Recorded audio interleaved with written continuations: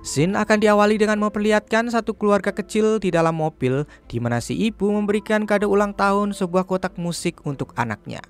Tiba-tiba, lampu di jalan itu pun mati satu persatu dan ada yang menabrak mobil mereka yang menyebabkan mereka semua kecelakaan.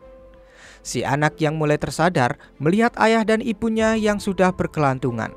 Lalu, ia melihat ada dua orang yang melewatinya. Ternyata, dua orang itu adalah ayah dan ibunya yang membuat si anak bernama Jia ini jatuh pingsan karena ketakutan. Saat sudah terbangun, Jia sudah berada di rumah. Dan ketika ia memainkan kotak musik hadiah dari ibunya, Jia mulai tersadar jika kepala kuda di kotak musik itu sudah patah dan ada noda darah di lengan bajunya. Lalu, Jia meminta kue kenari pada ibunya. Saat ibunya sedang mencari kue itu, Jia tiba-tiba menusuk ibunya serta mengatakan jika dia bukanlah ibunya, karena pada faktanya Jia tidak menyukai kue kenari. Dan benar saja, dua orang itu langsung berubah agresif lalu mengejar Jia yang ketakutan lalu mengunci pintu kamarnya. Saat Jia berdiam di pojokan kamarnya, tiba-tiba suara menjadi hening setelah terjadi perkelahian di luar. Dan ketika ia membuka matanya, Jia melihat ada seorang pria membawa payung merah dengan mata rubahnya. Si pria itu lalu bertanya apakah Jia adalah Aum. Jia pun hanya bisa diam dan ketakutan. Setelah itu, si pria ini pun menghipnotis Jia agar melupakan semua kejadian yang sudah terjadi barusan. Tak berselang lama, Jia tiba-tiba sudah berada di lokasi kecelakaan dan sudah banyak polisi di sana. Tapi tidak ada mayat kedua orang tua Jia di sana. 21 kemudian, fakta pun terungkap jika pria yang menolong Jia adalah rubah ekor 9 atau Gumiho yang bernama Ion. Ion ditugaskan untuk memburu para siluman yang berkeliaran di dunia. Di sisi lain, dia juga menunggu kedatangan kekasihnya yang sudah lama ia tunggu selama beratus-ratus tahun lamanya. Ion lalu pergi ke suatu pernikahan di mana si pengantin wanita di sana ternyata adalah jelmaan dari siluman rubah. Dan saat Ion akan membunuhnya, si wanita itu memohon agar diberi waktu sampai pernikahannya selesai. Nah, karena acara sudah hampir dimulai, mau tak mau Ion pun mengizinkan si wanita itu untuk melangsungkan pernikahannya. Dan saat acara sudah selesai, Ion pun segera membunuh si wanita itu lalu menjadikannya abu.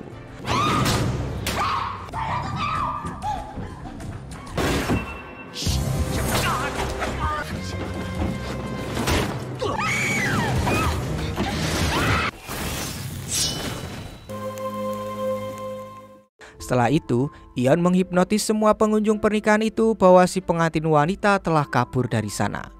Nah, Jia yang kini sudah beranjak dewasa juga berada di sana dan melihat Ion yang hadir di sana juga. Jia yang sekarang menjadi seorang produser acara supranatural mulai menyelidiki gaun wanita itu dan menemukan sebuah bulu di sana. Jia lalu membawa sampel bulu itu ke dokter hewan yang bernama Shinjo. Shinjo mengatakan jika itu adalah bulu rubah yang sangat langka. Di sisi lain, Ion mendatangi kantor imigrasi akhirat di mana neneknya lah yang bekerja di sana. Ion merasa sangat kesal sampai kapan ia harus berburu rubah yang masuk daftar kriminal di sana. Neneknya pun berkata tidak ada yang menyuruh Ion untuk berhenti sebagai penguasa hutan dan bekerja seperti sekarang. Ion sendirilah yang memilih ini sebagai imbalan untuk membangkitkan seorang gadis pujaan hatinya. Setelah itu, Dr. Shinjo ternyata menghubungi Ion dan melaporkan jika Jia membawa bulu merah rubah dan menunjukkan bahwa Ion masuk daftar pencarian orang. Tapi Ion tak peduli soal itu. Ternyata Dr. Shinjo merupakan pelayan setia dari Ion. Sementara itu, Jia dan rekan-rekannya mulai menyelidiki soal pengantin wanita yang hilang itu dan menemukan Ion berpayung merah lewat CCTV yang membuat Jia pun menjadi curiga. Setelah itu, Jia bertemu seorang pria yang akan memberikan informasi si pria payung merah itu. Ia mengatakan jika Ion adalah monster dan ia tidak menua sama sekali. Tapi Jia langsung tidak percaya dengan perkataannya. Pria itu juga mengatakan jika ia merupakan mahasiswa yang sedang ikut ujian negara dan berasal dari desa di suatu tempat. Namun, Jia tambah tidak percaya dengan perkataan pria itu, di mana menurutnya, mana mungkin seorang mahasiswa dari desa memakai sepatu seharga $4.000. Dan ternyata pria itu bernama Irang, adik tiri dari Ion. Entah apa yang direncanakan oleh dirinya hingga melibatkan Jia dan ia juga melaporkannya kepada Ion. Sementara itu, Jia sedang berada di halte bis bersama siswi SMA dan seorang kakek-kakek yang sedang mabuk. Saat akan naik bis, kakek ini pura-pura jatuh yang membuat Jia pun harus menolongnya. Namun si kakek terlihat menghalangi Jia untuk masuk ke dalam bis itu, yang membuatnya harus ketinggalan bis terakhirnya. Di dalam bis itu, Jia juga melihat ada Ion di sana. Akhirnya, Jia pun menggendong si kakek itu untuk mengantarnya pulang. Saat sudah sampai, si kakek itu mengatakan jika ia sudah menolong Jia dari bahaya. Dan ketika Jia menghadang taksi untuk mengejar bis tadi, si kakek itu sudah menghilang dari tempatnya.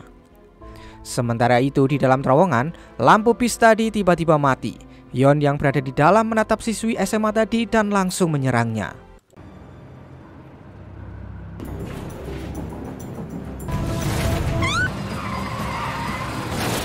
Setelah itu, Jia pun sampai di TKP dan si supir taksi langsung melaporkan kejadian itu kepada kepolisian. Lalu, Jia memeriksa ke dalam bis di mana semua orang di dalam bis sudah mati kecuali siswi SMA tadi. Siswi itu pun hanya pingsan dan terluka, lalu ia dibawa menuju ke rumah sakit. Sementara itu, Ion pulang berjalan kaki dengan luka yang cukup parah. Di sisi lain, Jia merasa aneh karena seharusnya ada satu orang lagi yang berada di dalam bis itu karena tidak ada halte pemberhentian dari halte tadi sampai ke TKP. Jia yang merasa aneh terhadap Ion mendatangi siswi SMA itu untuk bertanya tentangnya. Seketika, siswi itu pun mengatakan jika pria itu datang hanya untuk membunuhnya saja. Nah, untuk keamanan, Jia pun membawa siswi itu ke rumahnya, namun terlihat ada yang aneh dengan siswi itu. Sementara itu, Ion yang berada di rumah sakit untuk menemui siswi itu mengetahui jika siswi itu berada di rumah Jia melalui sebuah surat yang dititipkan kepada suster di sana. Sementara itu di rumah, siswi itu menceritakan kronologi kecelakaan bis itu pada Jia, tapi ceritanya berbanding terbalik dengan fakta yang terjadi sebenarnya. Tentu saja, Jia yang cerdas sudah tahu jika siswi itu berbohong dan langsung mengancamnya. Lalu tak berselang lama, siswi itu pun berubah menjadi Irang yang hendak menyerang Jia. Tapi beruntungnya Ion pun datang menyelamatkannya. Saat terjadi perkelahian antara dua saudara itu, ternyata Jia sudah menempatkan sebuah kamera tersembunyi di sana. Setelah Irang pergi, Ion pun menghipnotis Jia agar melupakan semua kejadian yang baru saja terjadi.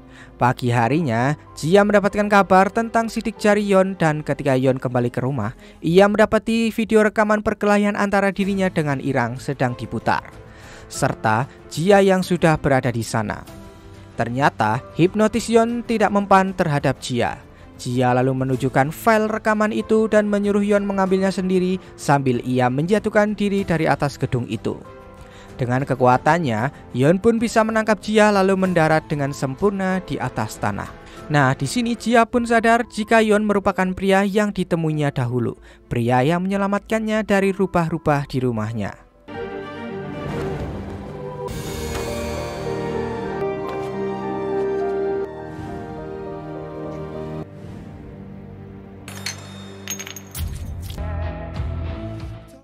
Scene pun lalu memperlihatkan di zaman dulu ketika Ion menjadi penguasa gunung dan menjadi dewa di sana. Di sana, Ion didatangi seorang anak kecil yang membangunkannya dari tidur siangnya. Nama anak itu adalah Aum. Tiap hari dia mendatangi Ion hingga singkat cerita mereka saling jatuh cinta saat Aum beranjak dewasa. Tapi karena ada suatu tragedi membuat Aum pun harus tewas. Saat rohnya akan diantar menuju ke alam baka, Ion menemuinya dan menitipkan butiran rubahnya agar ia bisa menemuinya lagi kelak jika Aum berinkarnasi. Ion pun terus mencari Aum yang berinkarnasi zaman demi zaman, namun tak kunjung menemukannya. Bahkan, Jia kecil pun tidak memiliki butiran rubah itu. Saat tersadar dari pingsannya, Ion mengancam mengambil mata Jia karena sudah membiusnya. Ion pun lalu menceritakan jika dirinya adalah seorang Gumiho atau rupa ekor 9.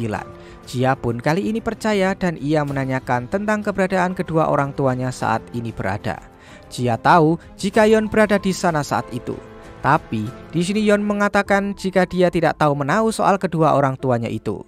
Nah, di sini Jia langsung menghancurkan bukti rekaman itu untuk membuat Ion berutang budi pada Jia karena barang bukti tentang dirinya seorang Gumiho telah hilang. Jia juga mengatakan Jika saat rubah berhutang, maka dia harus membalasnya. Artinya, Yeon harus membalas Jia karena sudah menghancurkan bukti Gumihonya. Jia pun langsung mengatakan jika dia ingin bertemu dengan kedua orang tuanya. Singkat cerita, Yeon pun menanyakan tentang keberadaan kedua orang tua Jia kepada neneknya, dan ternyata kedua orang tua Jia tidak ada di dalam daftar. Jadi, besar kemungkinan kedua orang tuanya masih hidup. Jia pun sangat berbahagia mendengar kabar itu. Ia juga meminta maaf jika telah membius Yeon kemarin. Singkatnya, Jia membantu Yeon untuk menangkap seorang siluman mimpi di studio rekaman. Jia menggunakan koin untuk memancing agar si siluman Bulgasari itu menampakkan jati dirinya. Dan ketika ia akan menyerang Jia, Yeon pun datang dan langsung mengalahkan siluman Bulgasari itu.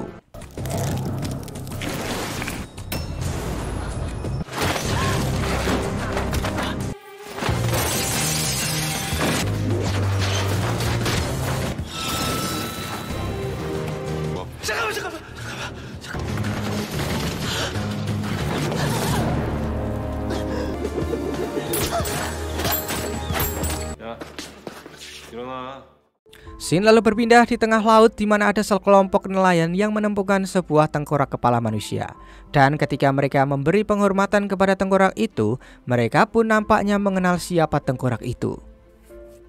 Putri dari tengkorak orang mati itu lalu menangis mengetahui ayahnya telah tewas. Sementara itu, Yeon mengurung siluman Bulgasari di dalam kulkas sampai ia menjawab di mana keberadaan Irang berada. Akhirnya, Yeon pun menemukan Irang di pulau tempat tengkorak tadi ditemukan. Irang mengancam jika dia akan membunuh Jia. Sementara, Jia yang mengetahui berita tentang tengkorak itu datang ke pulau tersebut untuk menyelidikinya.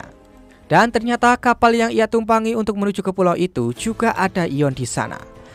Saat sampai di sana, Jia disambut putri tengkorak itu dan Yeon mengaku sebagai staf dari Jia. Mereka pun memulai penyelidikan dan mewawancarai putri tengkorak itu yang bernama Jin Hee. Kemudian, Jia berusaha mendekati beberapa penduduk desa di sana untuk mencari informasi, namun terlihat mereka sangat tidak suka dengan kehadiran Jia di sana. Setelah itu, Jia mengikuti Yeon yang hendak pergi ke bukit. Di sana, mereka bertemu dengan roh perempuan yang memberi salam kepada Yeon, mantan penguasa hutan.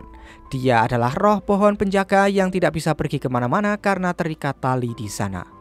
Jia pun lalu melepaskan tali itu yang membuat roh penunggu itu akhirnya pun bisa bebas. Roh itu lalu mengatakan jika Jia mempunyai sejarah dengan hutan ini dan menyuruhnya pergi ke arah utara. Tak berselang lama mereka pun tiba di sebuah gua. Jia pun menyadari sesuatu jika ternyata saat dalam kandungan orang tua Jia pernah datang ke gua itu dan foto bersama di sana. Tak berselang lama, Jia melihat seorang pria yang terlihat sangat ketakutan sedang berlari. Saat pria itu menyerang Jia, Yeon pun datang lalu menolongnya. Jia sempat terluka dan Yeon memberi obat daun yang membuat Jia sangat kepanasan dengan daun itu. Dan tiba-tiba saja ada sesuatu di leher Jia dan Jia mencekik leher Yeon dan bertanya mengapa Yeon membunuhnya.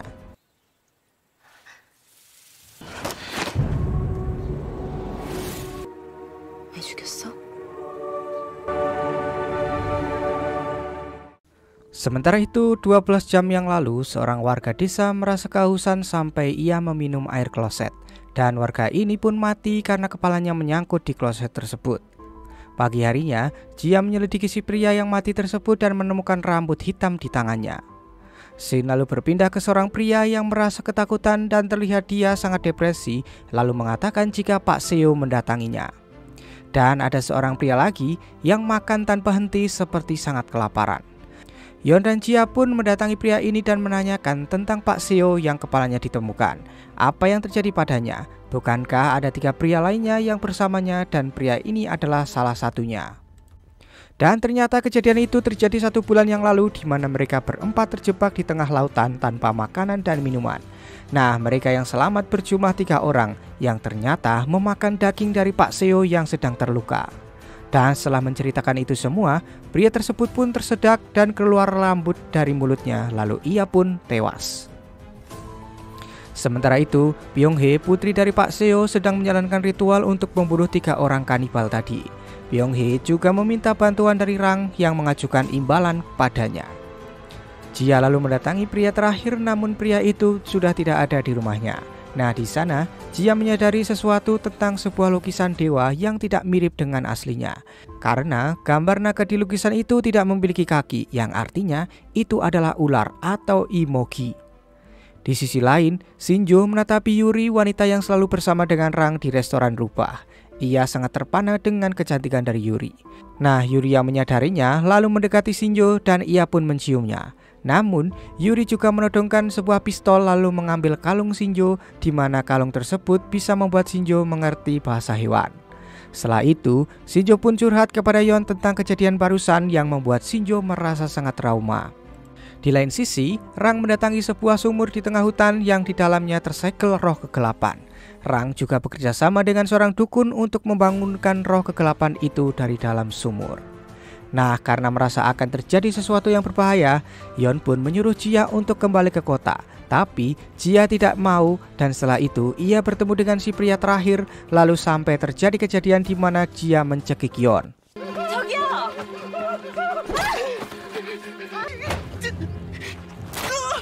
뭐야? 인간요법. 이게 뭐야? 나야. 네가 기다리다 죽였어?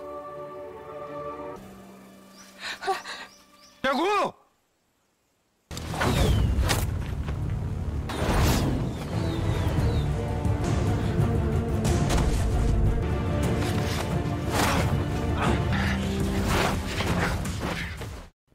Sementara itu, Jia yang melarikan diri dari Rang malah tersesat dan sampai ke rumah dukun.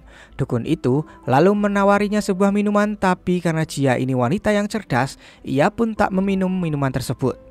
Walaupun Jia tidak meminum minuman itu, namun dupa di sana membuat Jia menjadi lemas dan pingsan. Sementara itu, Rang mengatakan pada Yon jika Jia akan segera dijadikan tumbal. Yon yang menyadari hal itu pun berusaha mencarinya, namun ia tidak bisa mencium bau Jia.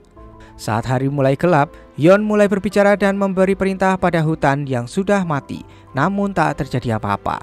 Tapi tak berselang lama, muncul beberapa kunang-kunang yang menunjukkan jalan kepada Yon. Di sisi lain, si dukun tadi sudah mengikat Jia dan sedang mengasah pisaunya. Dukun itu ingin menjadikan Jia sebagai tumbal dan menjatuhkannya ke dalam sumur tersebut. Dukun itu juga sudah menabur serbuk bunga mawar agar Yon tidak bisa melewatinya. Nah, saat dukun itu hendak membunuh Jia, Yon pun datang, namun ia tidak bisa melewati garis dari serbuk bunga tadi. Nah, Jia yang sudah mulai terpojok dan bergantungan di pinggir sumur membuat Yon mengeluarkan kemampuannya untuk menurunkan hujan, sehingga serbuk-serbuk tadi pun hilang dan membuat Yon bisa melewatinya. Lalu ia langsung membunuh dukun itu.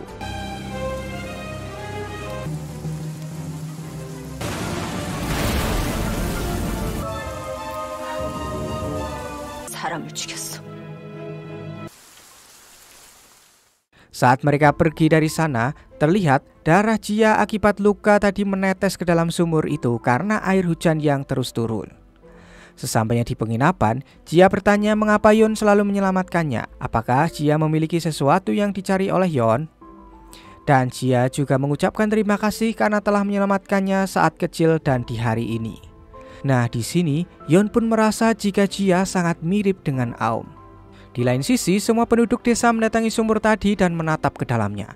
Entah apa yang terjadi di sana. Sementara itu, Rang terlihat memberikan seorang bayi yang sudah disegel kepada seorang pria. Pagi harinya, Yon yang hendak pulang dikejutkan dengan Jia yang mengatakan jika semua penduduk desa telah menghilang. Setelah itu, Jia merekam semuanya untuk melaporkannya kepada polisi. Sementara itu, Yon melihat keanehan yang ada di tepi pantai dan mengatakan jika itu semua adalah perbuatan dari Imogi. Nenek Yon yang merasakan jika Yon membunuh seseorang juga merasakan akan kehadiran dari Imogi tersebut. Singkatnya, mereka berdua sudah kembali ke kota dan Yon membelikan HP untuk Jia karena HP-nya sudah diambil oleh Rang. Sementara itu, Yuri memberikan laporannya soal Shinjo. Rang ingin Yuri terus mendekati Shinjo karena dia merupakan pelayan dari Yon. Rang juga terus memancing amarah dari Yon. Dia mengatakan apakah mungkin yang berada di sumur itu merupakan roh yang membunuh Aum saat itu. Mendengar hal itu, Yon pun merasa sangat kesal kepada Rang. Dan ternyata Rang sangat dendam kepada Yon dan menginginkan Yon agar membunuhnya sama seperti di hari itu di mana Rang membunuh manusia satu desa karena merusak gunung dan hutan. Saat itu, Yeon pun menghukum Rang atas perintah hakim akhirat karena telah membunuh banyak manusia yang tak berdosa. 이게 얼마만이야? 살아있어. 말 들어라.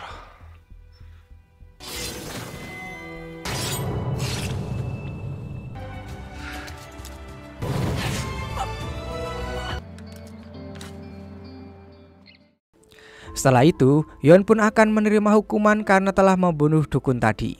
Ia melakukan itu semua demi Jia dan merasa jika Jia sangat mirip dengan Aum. Tapi, Jia tidak memiliki butiran rubah yang ia berikan saat itu. Nenek Yeon pun sangat menentang Yeon kembali berhubungan dengan Aum yang berinkarnasi karena itu akan menyebabkan malapetaka menghampirinya. Setelah itu, Yeon pun meminta izin pada neneknya untuk menunda hukumannya karena ia sudah ada janji untuk makan malam dengan Jia. Yeon membawa seikat daun sebagai balasan diajak makan malam karena rubah tidak bisa untuk berhutang. Saat Jia mengelus rambut Yeon merasa jika Jia mirip sekali dengan Aum. Setelah makan, Jia menceritakan kedua orang tuanya dan ia pun bersedih. Yeon yang melihat tingkah Jia kembali teringat dengan Aum. Yeon pun berjanji kepada Jia jika dia akan menemukan kedua orang tuanya segera. Sementara itu, Rang mendatangi pria yang diberikan bayi bersegel tadi. Ternyata pria itu adalah orang yang menyelamatkan Rang saat sekarat setelah ditebas oleh Yeon dahulu. Pria ini juga memiliki umur yang sangat panjang, namun anehnya pria ini merupakan seorang manusia. Sementara itu, Jia berpamitan kepada Yeon karena akan pergi ke acara pemakaman ibu temannya. Sebelum berpisah, Yeon memberikan sekantong biji kacang merah kepada Jia sebagai jimat untuknya. Setelah itu, Yeon kembali ke neneknya dan menjalankan hukumannya dikurung di gunung salju selama 1 minggu, di mana waktu di bumi sehari sama dengan waktu 7 tahun di sana. Nah, di tempat pemakaman ibu temannya, Jia bertemu dengan Rang. Rang menceritakan masa lalu Yeon di mana dahulu gunung dibakar karena cinta pertama Yeon dan menceritakan jika Yeon mengira jika Jia adalah reinkarnasi kekasihnya dan ia rela dihukum karena harus membunuh dukun itu. Saat Jia menanyakan di mana Yeon sekarang, Rang tidak memberitahu dan malah merobek kantong Jia yang berisi kacang merah itu. Jia pun tidak menyadari hal itu dan yang terjadi, hantu anak-anak di sana menyadari itu lalu menempel kepada Jia. Setelah Jia menyadari jika kantong kacang merahnya sudah robek, Jia langsung diganggu para hantu anak kecil itu. Yeon yang menyadari jika Jia kehilangan kantong itu lalu meminta pada neneknya untuk melepaskan hukumannya sebentar saja, tapi tentu saja itu tidak bisa. Dan akhirnya Yeon memilih hukuman neraka pisau agar hukumannya bisa berjalan 1 hari saja. Sementara itu, Jia terus saja diikuti hantu anak-anak itu yang meminta tubuhnya. Ia mulai terpojok di atas gedung dan pada akhirnya ia pun terjatuh. Di sisi lain, Yeon menjalankan hukumannya ke neraka pisau di mana ia harus menghindari pisau-pisau yang berterbangan di mana-mana. Yeon pun bersusah payah melewati hukuman itu sampai ia terluka sangat parah. Yeon sudah tidak peduli lagi jika Jia bukan reinkarnasi dari Aum. Yeon tidak mau kehilangan Jia karena kematiannya. Lalu, Jia yang terjatuh langsung ditangkap oleh Yeon yang sudah selesai menjalankan hukumannya dengan badan yang penuh dengan luka. Jia yang melihat Yeon sekarat langsung meneteskan air mata dan yang terjadi ketika air mata itu menetes, air mata itu berubah menjadi butiran rubah yang terlihat oleh Yeon. Akhirnya, Yeon bisa menemukan reinkarnasi dari Aum dan mengatakan jika dia sudah lama menunggunya.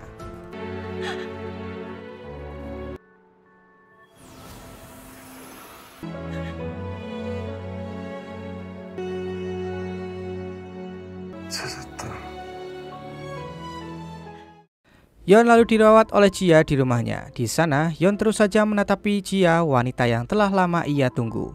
Jia pun mulai bercerita saat dia merindukan kedua orang tuanya. Ada 2 kunang-kunang yang datang, lalu ia anggap sebagai kedua orang tuanya. Ternyata itu adalah perbuatan dari Yeon.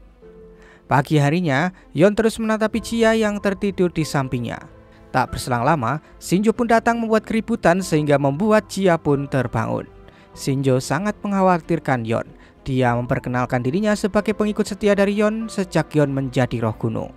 Setelah memasakkan makanan, Shinjo memberikan pesan pada Jia agar ia memberikan es krim kepada Yeon setelah makan. Saat sedang menikmati es krimnya, Jia menanyakan pada Yeon tentang cinta pertamanya. Yeon mengatakan jika Aum memperlakukannya seperti anjing. Hari-hari Yeon terus bersama Aum. Yeon mengajarkan Aum untuk memanah sampai ia tumbuh dewasa. Aum dewasa lalu memberitahu Yeon jika dia belajar memanah untuk membunuh ayahnya yang sebenarnya adalah raja. Ayah Aum adalah makhluk jahat yang berpura-pura menjadi raja dan itu adalah Imogi. Jia sangat penasaran dengan cerita itu dan kembali menanyakan tentang kematian Aum, tapi Yeon tidak menjawabnya. Sementara itu, bayi yang diberikan oleh Rang pada si pria kaya itu sudah menjadi anak remaja. Pertumbuhannya sangat cepat dan ada pengasuh yang disewa untuk memberi makan untuk anak itu. Dan saat masuk ke kamar lalu akan memberikan makanan pada si anak, pengasuh itu sangat ketakutan melihat wajah si anak itu yang bersiksik. Lalu kemudian si anak itu seperti menyedot kulit dari si pengasuh tadi sampai ia kering. 방은 2층급 방입니다. 나와서 밥 먹자, 아가. 너 얼굴이...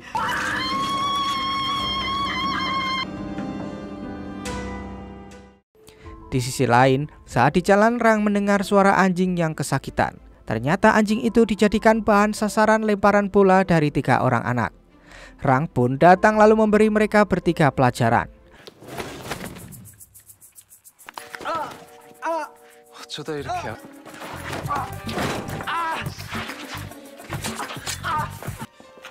띵, 띵. 양쪽 다 부셔버려. Lalu, Rang teringat dengan anjingnya yang terbakar dahulu dan Rang harus membunuhnya agar anjing itu tidak kesakitan. Dan anjing itu merupakan anjing pemberian dari Yeon. Yuri ingin membawa pulang anjing itu, lalu ia membawanya ke klinik Shinjo terlebih dahulu untuk diobati.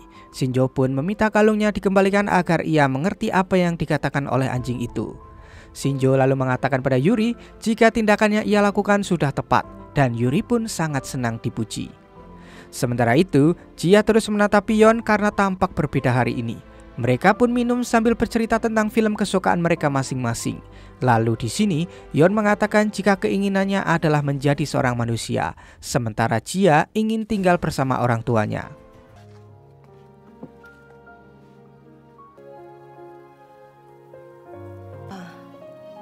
그때도... Singkatnya, Yeon mendatangi neneknya untuk menanyakan tentang kedua orang tua dari Jia. Nenek Yeon ini tahu segala sesuatu tentang dunia akhirat dan dunia orang hidup, tapi ia tidak tahu keberadaan orang tua Jia. Artinya, orang tua Jia tidak ada di akhirat dan juga tidak hidup di dunia. Sementara itu, di kantor Jia bertemu dengan pria yang merawat anak itu. Ternyata, dia adalah direktur di perusahaan tempat Jia bekerja. Sang direktur memuji kinerja dari tim Jia lalu mengajak mereka untuk makan malam di waktu yang akan datang. Di sisi lain, Yeon mendatangi kakek yang dulu menolong Jia. Ternyata si kakek ini adalah totem tua. Yeon lalu menanyakan tentang kedua orang tua Jia kepada si kakek ini, tapi karena si kakek ini tidak menjawab, ia pun dipukuli oleh Yeon. Sampai pada akhirnya, si kakek pun menjawab dan mengatakan tentang gubernur. Lalu setelah itu, Yeon membawa Jia yang sedang makan siang dengan rekan-rekan kerjanya. Semua rekan-rekannya pun sangat kaget kenapa Jia tiba-tiba dibawa oleh seorang pria tampan. Tak hanya Yeon, Rang juga mengancam si kakek totem dan bertanya tentang alis harimau. Seperti biasa, si kakek tidak mau menjawab, tapi setelah diberi ancaman, ia pun akhirnya menjawab. Yeon mengajak Jia ke tempat wisata tradisional. Lalu setelah sampai, Yeon berpamitan sebentar untuk melakukan sesuatu. Jia menatap baju tradisional di sana dan berjalan-jalan memakai baju itu. Sementara Yeon yang sudah kembali terus mencari Jia yang entah pergi kemana. Dia pun akhirnya menemukan Jia yang berjalan di kerumunan orang memakai baju tradisional. Lalu ia mengikuti Jia sampai di suatu jembatan. Yeon yang melihat Jia menggunakan baju tradisional itu kembali mengingatkannya akan sosok Aum. 방금 네가 입맞춤한 그 여잔. Setelah Yeon mencium Jia, Jia pun bertanya apakah yang Yeon cium barusan adalah dirinya sebagai Jia atau dirinya sebagai Aum. Jia menyuruh Yeon untuk memilih cinta pertamanya atau hanya melihat Jia sebagaimana adanya. Jia lalu bertanya apa yang Yeon cari tadi. Yeon pun menjawab jika dia mencari gubernur salah satu roh gunung dulu yang memakai tampilan manusia. Semua makhluk mistis biasa berkumpul di tempat tersebut. Lalu mereka berdua pun pergi ke tempat peramal. Dan peramal ini mulai meramal Jia. Lalu mengatakan jika Jia dahulu adalah seorang putri yang membuat Yeon menjadi percaya. Lalu ia pun menanyakan tentang dirinya. Si peramal itu mengatakan jika Yon dahulu adalah seorang buruh yang tewas saat membangun jembatan. Yon pun sangat kesal mendengar ramalan itu. Nah, sebelum pergi, peramal itu mengatakan jika seharusnya mereka berdua tidak bersama-sama karena salah satu dari mereka akan mati akhirnya nanti. Nah, saat di luar tiba-tiba ada sebuah anak panah berisi surat ajakan kencan dari gubernur yang dimaksud. Yon dan Jia lalu mendatangi sebuah tempat dan si gubernur pun keluar dari sana. Yon lalu bertanya soal kecelakaan orang tua Jia, tapi alih-alih menerima jawaban, si gubernur malah menyuruh para prajuritnya untuk menyerang Yon. 여기서 잠깐만 기다리고 있어.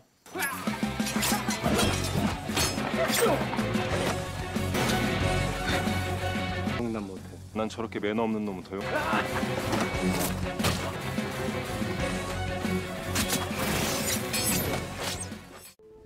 Saat pertarungan berlangsung, gubernur itu mengatakan jika Jia akan menyesal karena telah menemui dirinya. Entah apa maksudnya itu. Selanjutnya adalah pertarungan antara sesama roh gunung ini. Mereka mengeluarkan semua kemampuannya yang dimiliki. Saat Yon menolong Jia, gubernur ini mengatakan jika Yon sangat bodoh karena ia mencintai manusia lagi. Yon pun sangat kesal dengan ucapan itu, lalu langsung membuat gubernur itu kalah. Dan ternyata mereka berdua adalah sahabat lama yang sudah terpisahkan. Di sisi lain, Rang mendatangi peramal tadi. Rang mengatakan jika dia tahu siapa pria itu. Ternyata pria itu merupakan peramal sungguhan dan bermata putih. Rang lalu meminta alis harimau pada si peramal itu yang ternyata alis harimau itu adalah sebuah kacamata. Rang lalu menawarkan banyak uang tapi si peramal tidak mau uang. Ia hanya mau sesuatu yang sangat berharga bagi Rang. Rang pun mulai berpikir jika dia tidak mempunyai apapun yang berharga dalam hidupnya. Lalu ia pun menyadari sesuatu dan langsung menghubungi Yon. Nah, Yon yang sedang bersantai dengan gubernur mengabaikan telepon dari Rang. Di sini Jia pun bertanya soal kedua orang tuanya. Gubernur itu menjawab bahwa ada seseorang yang mengaku padanya jika dia penyebab kecelakaan itu. Dan orang itu adalah benar-benar manusia yang awalnya dikira si gubernur adalah makhluk lain yang memakai kulit manusia. Orang itu terlihat biasa saja, tapi di dahinya terdapat cap tanda manusia yang berarti orang itu sudah hidup ratusan tahun. Dan sebenarnya target kecelakaan itu bukanlah orang tua Jia, tapi adalah Jia sendiri. Gubernur lalu mengingatkan Yon jika di tubuh Jia ada sebagian sisik raja atau roh raja. Yon pun sontak langsung kembali mengingat saat Jia mencekiknya kemarin. Yon terus menatapi Jia sementara Jia terus kepikiran tentang pria yang dikatakan gubernur tadi. Ia juga bertanya kenapa Yon terus melindunginya tanpa alasan. Nah, Yon pun mulai menghibur Jia dan mengatakan bagaimana jika mereka mencari pria itu. Lalu, Yon mengangkat telepon dari Rang yang mengajaknya bertemu di tempat peramal. Setelah itu, Yon menuliskan kata cari di sepatunya dengan air. Lalu ia akan menukar sepatu itu dengan sepatu Rang. Dan Rang pasti akan mendatangi pria yang dimaksud si gubernur tadi. Mereka pun akhirnya sampai di tempat peramal tadi di mana Rang sudah ada di sana. Yon pun akhirnya tahu jika peramal itu adalah peramal asli. Lalu si peramal itu meneliti Yon dan mengatakan jika Yon memang benar adalah paling berharga di hidup Rang. Rang pun merasa kesal mendengar hal itu, lalu mereka pun sepakat dan ia pun pergi. Rang tidak menemukan sepatunya di luar dan dengan cueknya dia memakai sepatu dari Yon. Sementara itu saat mereka berdua hendak pergi, Yon ditahan si peramal dan langsung dimasukkan ke dalam tas ajaibnya. Jia pun bingung harus menyelamatkan Yon atau mengikuti Rang. Akhirnya, Jia memilih untuk menyelamatkan Yon dengan menukarkan dirinya, tapi si peramal tidak mau dan si peramal menyuruh Jia mengambil benda paling berharga dalam hidupnya. Dengan batasan waktu, Jia pun kembali ke rumah untuk mengambil kotak musik dan barang-barang lain yang sangat berharga baginya. Singkatnya, Jia pun datang tepat waktu dan langsung memberikan kotak musiknya pada si peramal. Tapi sekalipun benda itu berharga bagi Jia, namun benda itu tidak sebanding dengan Yon. Di sisi lain, Rang dengan tak sadar datang ke rumah direktur kaya itu dan ketika ia sadar, ia pun bingung kenapa ia tiba-tiba berada di sana. Lalu, Rang menyadari jika ada mantra di sepatu yang ia gunakan.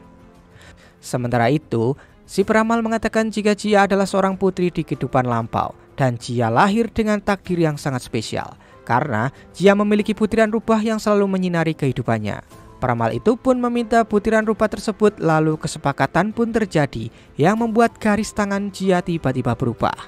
Di sisi lain, Anak yang kecil itu menyadari jika butiran rubah di tubuh Jia sudah menghilang. Yeon pun akhirnya bebas dan pulang dengan wajah kesalnya. Yeon pun penasaran bagaimana cara Jia menyelamatkan dirinya dari kurungan itu. Jia mengatakan jika harga Yeon sangatlah murah karena Jia tak tahu betapa berharganya butiran rubah itu.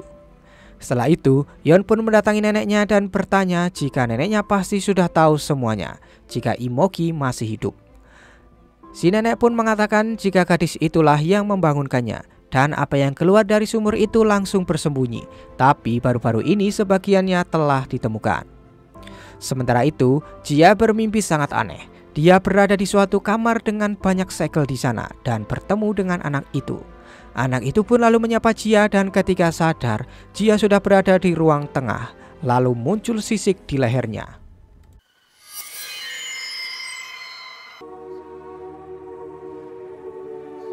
살아있다. 나를 부를 것이라고. 안녕. 방금 찾았다.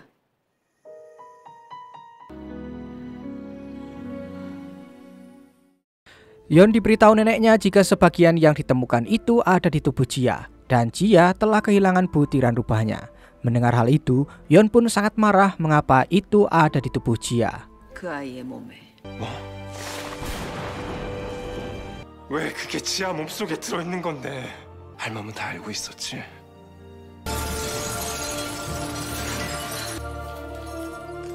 빚만 고리짝이 던 놈. Setelah itu, dia pun pergi ke rumah Jia dan bertanya soal butiran rubahnya. Jia merasa jika butiran itu tidaklah penting, yang tentu saja membuat Yeon merasa sangat kesal. Nah, karena keadaan yang akan semakin berbahaya pada Jia, Yeon pun memutuskan untuk tinggal sementara di rumah Jia dan menjaganya. Lalu, Jia pun bercerita tentang mimpi buruknya tentang seorang anak laki-laki yang menyapanya. Yeon pun langsung sadar akan sesuatu. Sementara itu, Rang terus kepikiran dengan Yeon yang menjadi orang paling berharga dalam hidupnya. Yuri yang ada di sana lalu menanyakan tentang ibu Rang karena ingin tahu bagaimana rasanya dicintai. Rang pun merasa kesal sambil mengingat kejadian di mana sang ibu menelantarkannya di tengah hutan dan bertemu zombie di sana. Di sisi lain, Shinjo sedang menghitung ramalan kecocokannya dengan Yuri dan hasilnya 99% mereka cocok. Sementara Yeon dan Jia cuma 25%. Shinjo pun sangat senang dan langsung teringat saat ia dicium oleh Yuri. Sementara itu, Jia merasa risih karena saat akan tidur Yeon terus saja menatapinya. Akhirnya, Jia pun meminta agar Yeon tidur di sampingnya.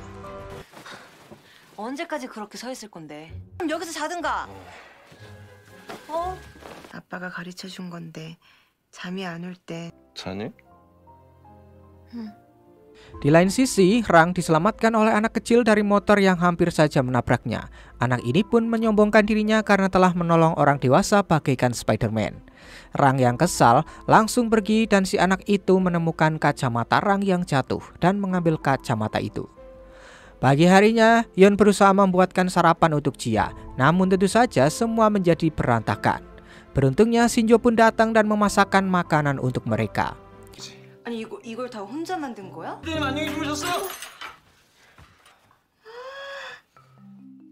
Setelah makan pagi, mereka pun akan berangkat bekerja. Nah, di sini Yeon akan ikut kerja bersama Jia dan akan menghipnotis semua orang di sana jika dia adalah seorang direktur.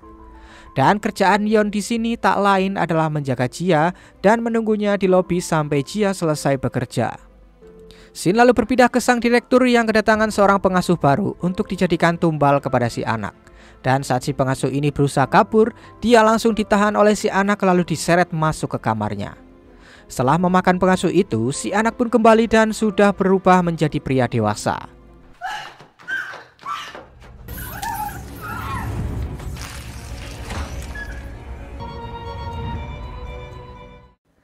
Di kantornya, Jia terus memikirkan perkataan gubernur tentang manusia yang menyebabkan kecelakaan itu ada tanda di dahinya. Sementara itu, Yeon yang terus mengawasi semua orang yang ada di kantor itu lalu menyuruh Shinjo untuk mengikuti Rang karena dia juga kepikiran dengan orang yang dimaksud si gubernur. Di sisi lain, Rang terus mencari kacamatanya yang jatuh dan Rang pun mencoba menghubungi pihak CCTV di sana. Sementara itu Shinjo yang terus mengawasi Rang akhirnya ketahuan dan ia pun dihajar lalu dibawa Rang ke tempat pembuangan mobil. Rang pun sangat kesal mengapa Yeon menyuruh Shinjo untuk mengawasinya. Sementara Shinjo malah mengatakan jika Yeon adalah orang yang sama-sama mereka sukai. Hal itu tentu saja membuat Rang menjadi tambah emosi. Di sisi lain, Jia dan rekan-rekannya makan di restoran rubah. Bos Jia memberitahu kalau mereka diundang makan malam oleh direktur yang ternyata itu adalah Yeon. Nah, Yeon yang berada di sana juga ketahuan oleh salah satu rekan Jia yang langsung mengajaknya untuk bergabung ke meja mereka. Nah, di sini mereka berdua mengatakan jika mereka menyukai satu sama lain.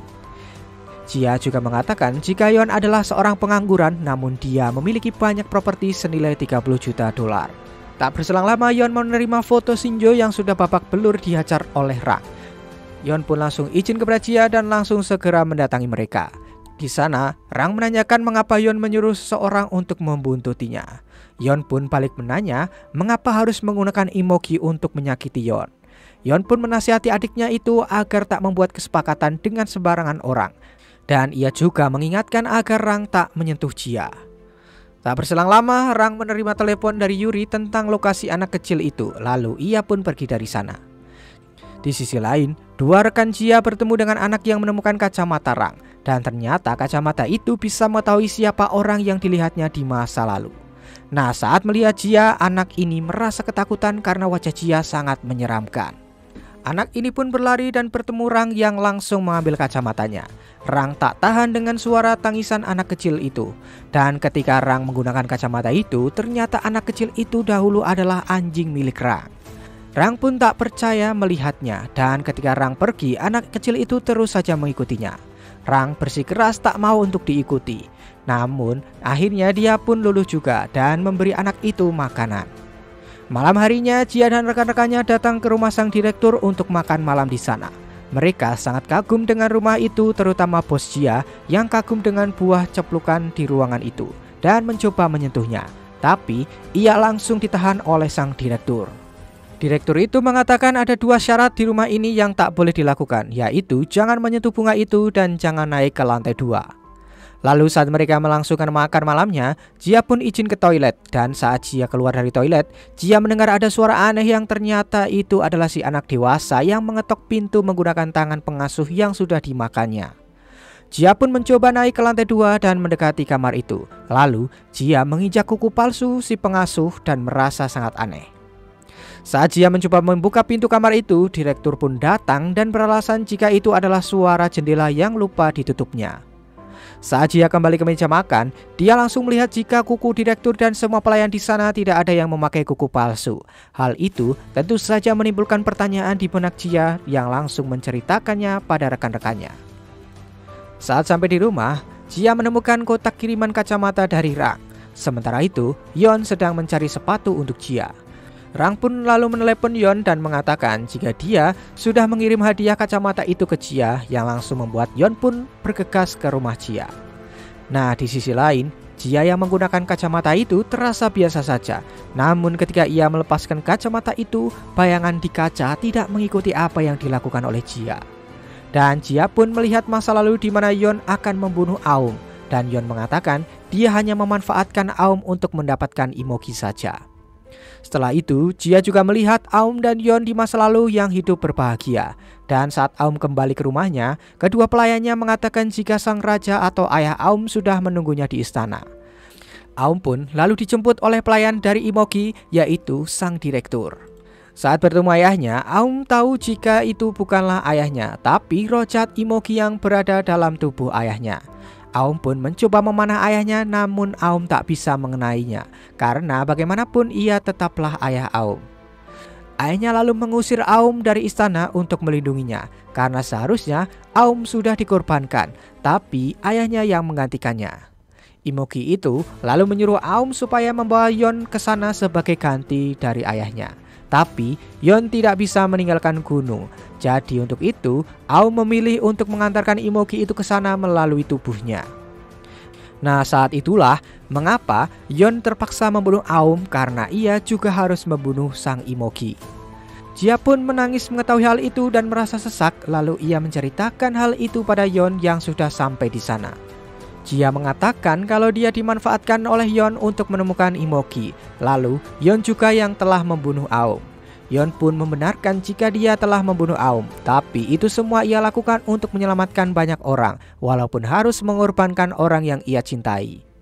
Singkatnya, Rang datang ke restoran rubah untuk bertemu dengan Yeon.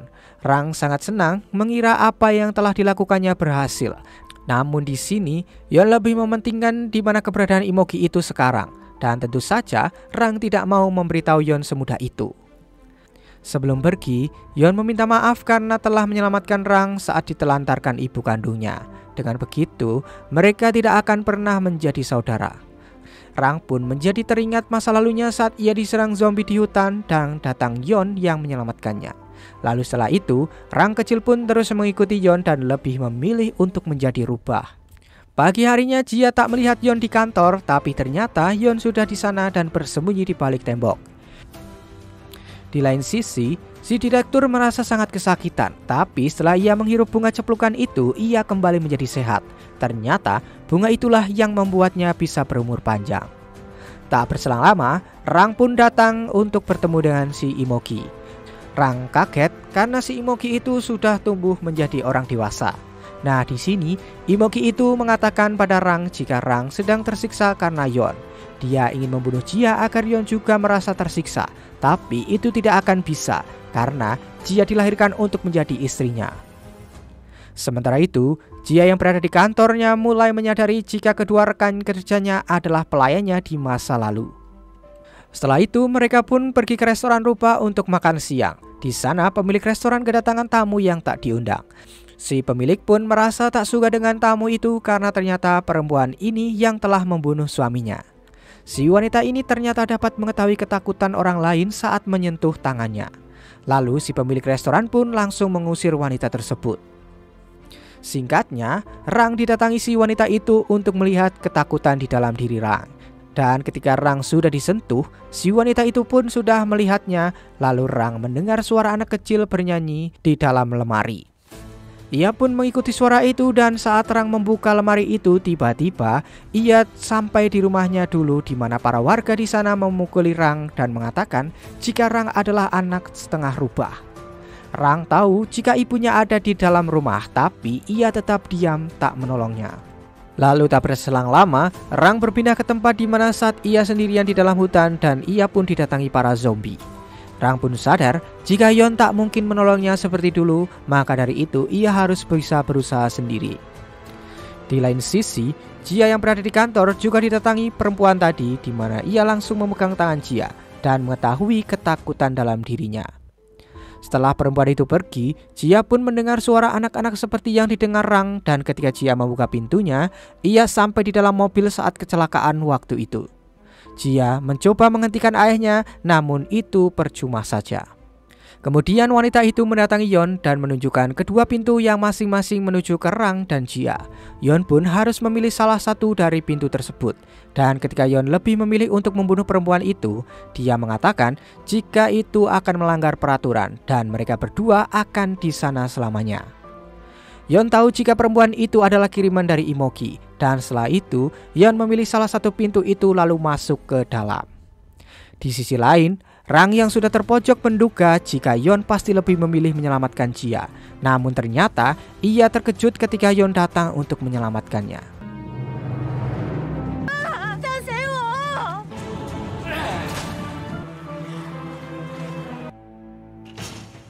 여자밖에 모른다니까.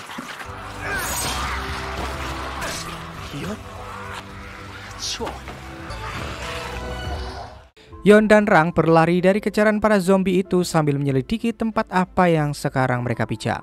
Sementara itu, Jia mendengarkan pembicaraan ibunya yang khawatir dengan Jia setelah dihipnoterapi. Ibunya penasaran apakah mereka bisa melindungi Jia. Dan setelah itu, kejadian kecelakaan itu pun terjadi. 생선물 여보라고 여보게 아빠 내 말 안 들려? 가세요! Di sana ternyata sudah ada Imogi dan si wanita hijau yang mempertanyakan kenapa Yeon tidak memilih menyelamatkan Jia. Imogi pun menyadari jika Yeon pasti sudah tahu jika Jia memang harus berusaha sendiri untuk keluar dari sana.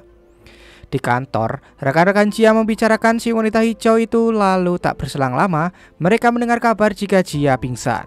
Shinju juga menemukan Yeon tak sadarkan diri, serta Yuri menemukan Rang tergeletak dengan wajah yang penuh dengan luka.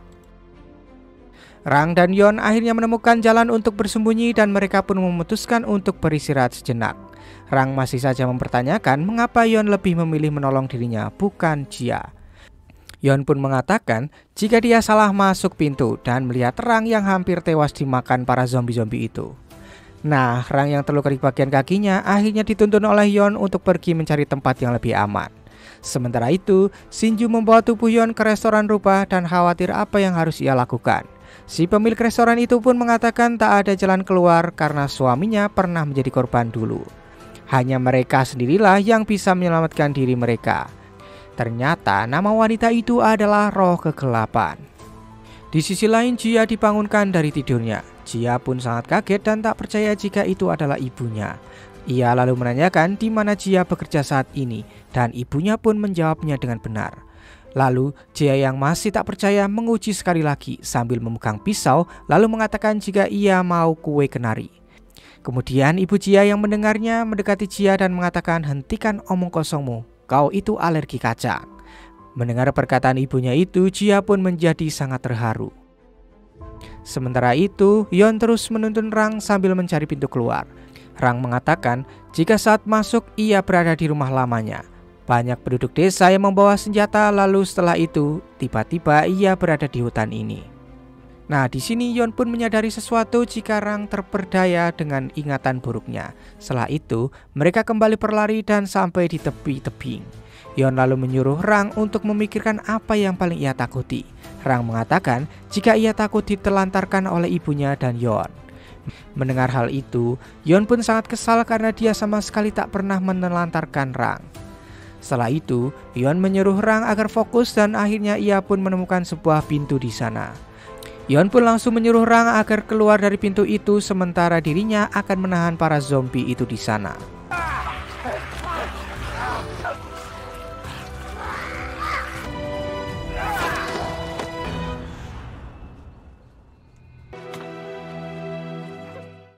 Setelah keluar dari pintu itu, Rang pun akhirnya terbangun dan ketika ia hendak masuk lagi, Rang tak bisa karena lukanya yang parah. Di sisi lain, Shinjo mendatangi nenek Yeon dan bertanya bagaimana cara membantu mereka. Nenek Yeon pun tak mau memberitahu caranya, yang membuat Shinjo pun berlutut dan mengatakan akan melakukan apa saja asalkan Yeon selamat. Shinjo lalu menukar dirinya dengan sebuah kain merah. Shinjo juga penasaran mengapa Yeon lebih memilih menyelamatkan Rang daripada Jia. Kakek Yeon lalu mengatakan jika masalah Jia adalah masa lalunya sendiri dan itu tentang orang tuanya. Jadi tak akan ada tempat bagi orang asing untuk masuk ke sana dan Yeon tahu tentang itu. Di sisi lain, Jia yang di kamar menyadari perbedaan letak semua isi kamar itu dan mendengar suara tetesan air yang ternyata itu adalah suara infus. Rekan-rekan Jia membawa Jia ke rumah sakit karena ia tak kunjung sadar. Sementara itu, Jia bertemu dengan ayahnya dan ia pun langsung memeluknya. Nah, saat Jia sedang menikmati momen bersama kedua orang tuanya itu, Jia tiba-tiba teringat dengan Yeon, tapi ia tak mengenali Yeon itu siapa. Sementara itu, Shinjo menculik tubuh Jia dari rumah sakit dan dibawa menuju ke restoran rubah, diletakkan bersebelahan dengan Yeon, dan tangan mereka berdua diikat dengan kain merah yang diterima Shinjo dari nenek Yeon. Nah, Jia kembali menikmati kebersamaan bersama kedua orang tuanya dengan melihat foto-foto album mereka. Tiba-tiba, ada suara telepon yang hanya bisa didengar oleh Jia. Dan saat Jia mengangkat teleponnya, itu adalah Yeon yang meminta maaf karena ia tak bisa ke sana membawa Jia kembali. Yeon juga mengatakan jika Jia harus tahu keadaannya sekarang dan tahu di mana dia sekarang. Ia menyuruh Jia untuk kembali karena Yeon selalu menunggunya. Jia masih saja belum tahu siapa itu Yeon sebenarnya. Sementara Yeon kini sudah berada di alam bawah sadarnya sendiri sambil terus memikirkan Jia.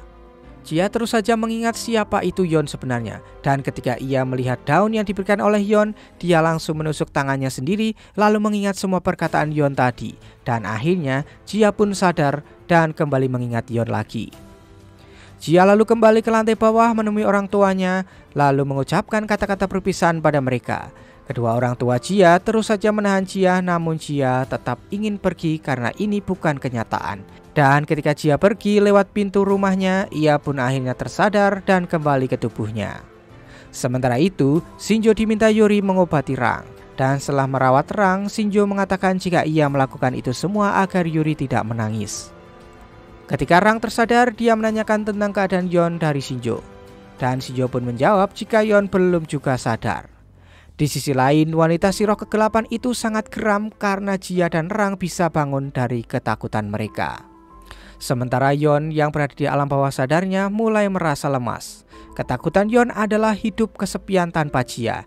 Dia ingin tahu apakah Jia sudah selamat dan ia terus saja berjalan hingga terjatuh pingsan. Lalu tak berselang lama wanita roh kegelapan pun mendatangi Yeon dan membangunkan Yeon dari pingsannya. Lalu ketika wanita itu hendak pergi, Yeon pun menahannya dan bertanya apakah Jia selamat atau tidak. Dengan sombongnya wanita itu pun menjawab jika Jia sudah berhasil selamat, lalu mengejek Yeon karena sekarang adalah giliran Yeon.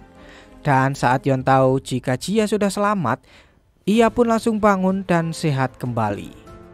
Ternyata Yeon hanya berpura-pura lemah agar memancing wanita itu untuk datang ke alam bawah sadarnya. Setelah itu, Yeon pun mengetahui ketakutan dari wanita itu yang membuat si wanita itu pun menjadi marah.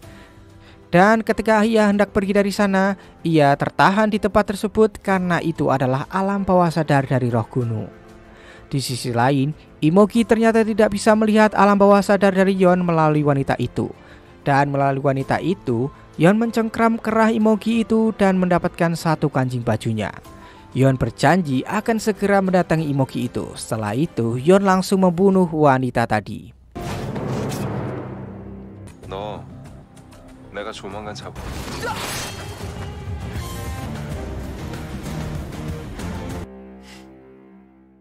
Pagi harinya, Jia berangkat bekerja dan tiba-tiba saja turun hujan.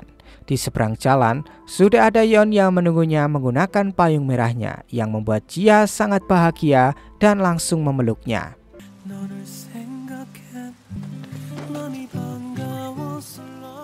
너를 기다렸어. Setelah itu, Yeon mengajak Jia ke gunung tempatnya bertemu dengan Aum dahulu. Di sana, Yeon mengambil kotak hadiah dari Aum saat Valentine sekaligus hadiah perpisahan mereka. Yeon juga menceritakan saat ia sedang terluka dan dikejar-kejar para warga, ia ditolong oleh Jia, lalu Yeon berjanji akan membalasnya suatu saat nanti. Sehingga terciptalah sebuah kontrak janji di antara mereka. Di sisi lain, si Imogi sudah berencana akan mengambil tubuh Yeon agar ia bisa menikah dengan Jia. Sementara itu, Yeon menanyakan apakah Jia tidak penasaran mengapa ia membunuh Aum. Jia pun menjawab pasti ada sebuah alasan Yeon melakukan itu, alasan yang Jia tidak tahu. Ternyata saat itu, Aum meminta Yeon untuk membunuhnya agar si Imogi yang berada di dalam tubuhnya juga ikut mati. Dan karena hutang itu mengikat, sekalipun Yeon tak mau, tapi tubuhnya harus membayar hutang itu. Tangan Yeon berubah bercakar dan tubuh Yeon bergerak sendiri membunuh Aum. Dan setelah itu, hutang Yeon pun lunas kepada Aum. Setelah menceritakan itu, Jia pun menggenggam erat tangan Yeon serta berterima kasih karena sudah menunggunya serta meminta maaf karena Yeon sudah menunggunya lama. Sementara itu, Rang mulai kesakitan karena kini hidup Rang hampir habis.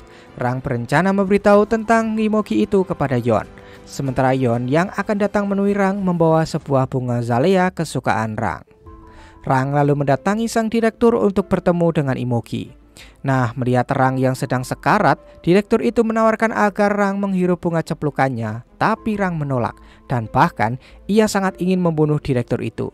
Tapi ternyata Rang tak bisa membunuhnya karena ternyata ia sudah terikat hutang dan hutang itu belum dibayar oleh Rang. Direktur itu lalu menyuruh Rang untuk membawa Yeon ke hadapannya dalam 2 hari ke depan dan menyuruh Rang untuk makan bunga ceplukan itu agar bisa membayar hutangnya karena Rang harus tetap hidup.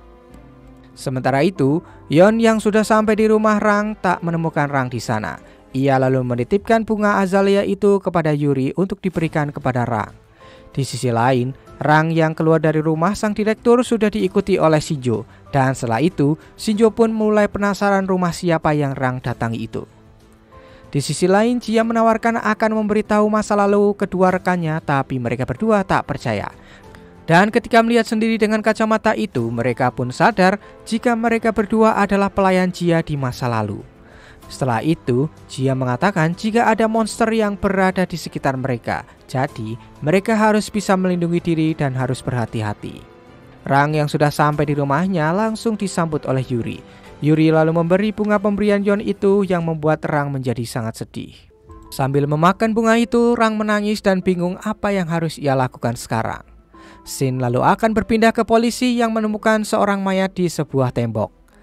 Sementara itu, Shinjo menceritakan bahwa ia menukarkan kehidupannya kelak akan menjadi seorang penjemput orang mati di sungai Samdo dengan kain merah itu kepada nenek Yeon. Yeon pun sangat menghargai pengorbanan Shinjo itu dan mengucapkan terima kasih untuk itu. Pagi harinya, sang direktur yang baru bangun dikagetkan dengan kehadiran Yeon di sana untuk menanyakan di mana Imogi berada. Direktur itu pun mengatakan tidak tahu, tapi Yeon langsung mengancamnya.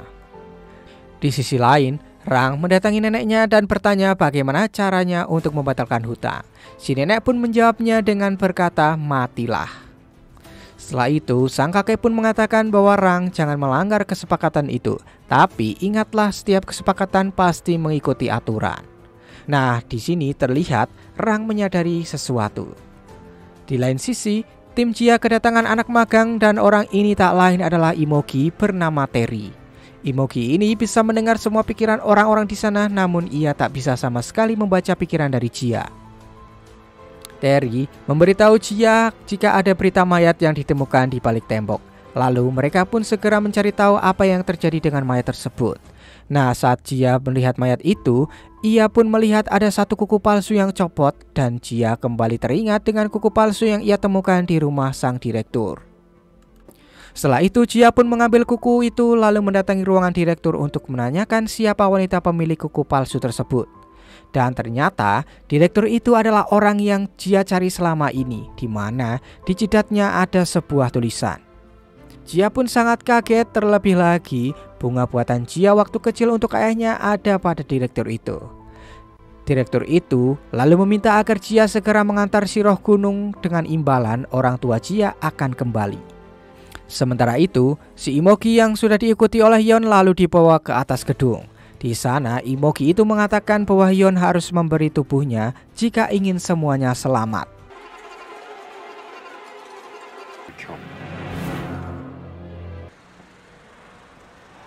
그렇지. 우리 엄마 아빠.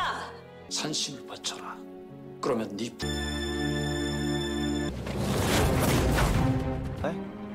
여전히 오만해. 이언 네 몸을 주면 나머진 모두.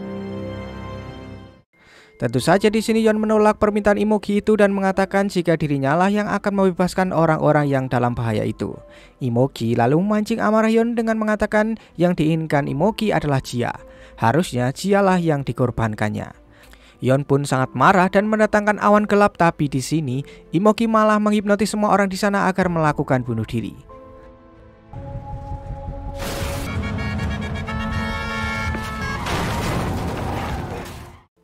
Sementara itu, Jia mulai kesakitan karena dia terhubung dengan Imogi dan Jia ternyata merupakan cangkangnya.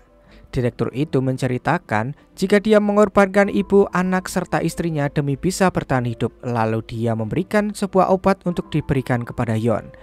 Jia harus memilih orang tuanya atau Yeon. Sementara itu, nenek Yeon menerima pesan jika ada ratusan orang yang bunuh diri. Dan si kakek pun sadar jika ini adalah perbuatan dari Imogi. Di sisi lain, Yeon menelepon Jia namun Jia tak mengangkatnya karena Jia masih bingung harus memilih Yeon atau kedua orang tuanya. Akhirnya, Yeon menemukan Jia di rumahnya dan memberikan hadiah sepatu Keds untuknya karena itu adalah kesukaan dari Jia.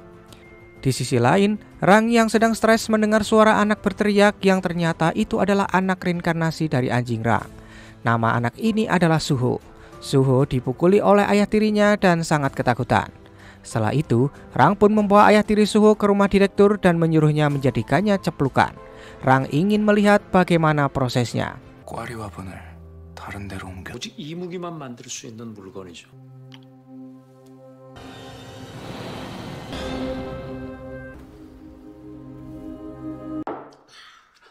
너나 너네 집 가. Saat akan pulang, Rang menelepon Yuri untuk bertanya kepada Shinju di mana Yeon saat ini berada. Ternyata Yeon berada di kantor imigrasi akhirat bersama dengan Jia. Tentu saja hal itu membuat si nenek sangat marah. Namun dengan gagah berani, Jia menjawab pertanyaan si nenek. Jia tahu jika dia memiliki sesuatu dari Imoki, tapi kalau itu memang takdir, Jia akan menentang takdir itu sampai nafas terakhirnya. Nenek Yeon pun akhirnya luluh karena Jia sama sekali tak terintimidasi olehnya. Jia lalu mengatakan keinginannya untuk menemukan kedua orang tuanya dengan memberi balasan akan membawa Imoki. Saat keluar, Jia terlihat sangat lemas sementara kakek Yeon merasa bangga dengannya. Di sisi lain, Yeon bertanya pada neneknya apakah ada cara untuk membebaskan Jia dari cangkang itu. Nenek Yeon pun menjawab jika tak ada cara lain selain Jia mati. Jia akan dikorbankan dan Yeon akan hidup menderita karena itu adalah takdirnya. Yeon pun tetap pada pendiriannya akan melindungi Jia walaupun dia akan menderita karena tujuan hidupnya hanya untuk bertemu dengannya lagi. Nah, sebelum Yeon pergi, nenek Yeon mengatakan jika kedua orang tua Jia berada di dalam bunga ceplukan direktur. Mengetahui hal itu, Yeon pun sangat merasa senang dan pergi dari sana. Di sisi lain, Rang masih bingung dengan dua pilihan itu. Lalu tak berselang lama, Yeon pun menelepon dan menanyakan tentang bunga ceplukan itu. Rang pun merasa sedih karena Yeon hanya memikirkan Jia saja. Lalu, Rang pun memutuskan akan memancing Yeon dan membawanya ke rumah direktur. Keesokan harinya, mereka berdua pun bertemu dan direktur memantau dari CCTV.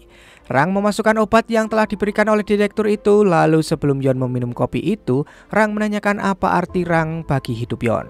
Yeon pun menjawab, jika kamu adalah keluarga. Setelah itu, Yeon pun meminum kopinya yang membuat Yeon merasa lemas lalu ia pun jatuh pingsan.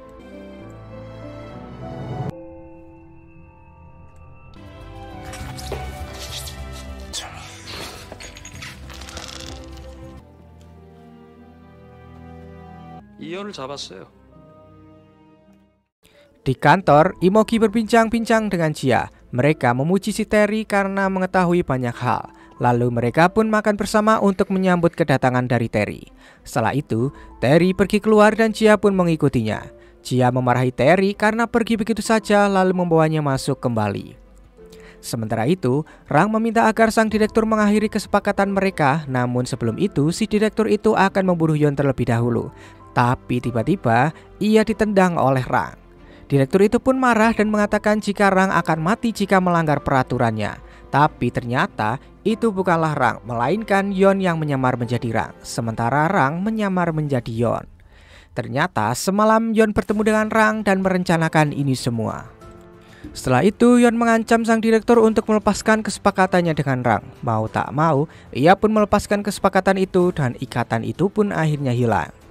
Sementara itu, Jia terus menahan Terry agar tak pergi karena sebenarnya Jia sudah tahu jika Terry ini adalah Imoki. Jia tahu itu semua dari Yeon yang sudah merencanakan ini semua agar terus menahan Imoki. Jia tak merasa takut karena sang Imoki tidak akan bisa membunuhnya dan Imoki pun membenarkan hal itu, tapi masalahnya Imoki itu sangat menyukai Jia. Setelah itu, Jia pun berlari pulang karena merasa takut.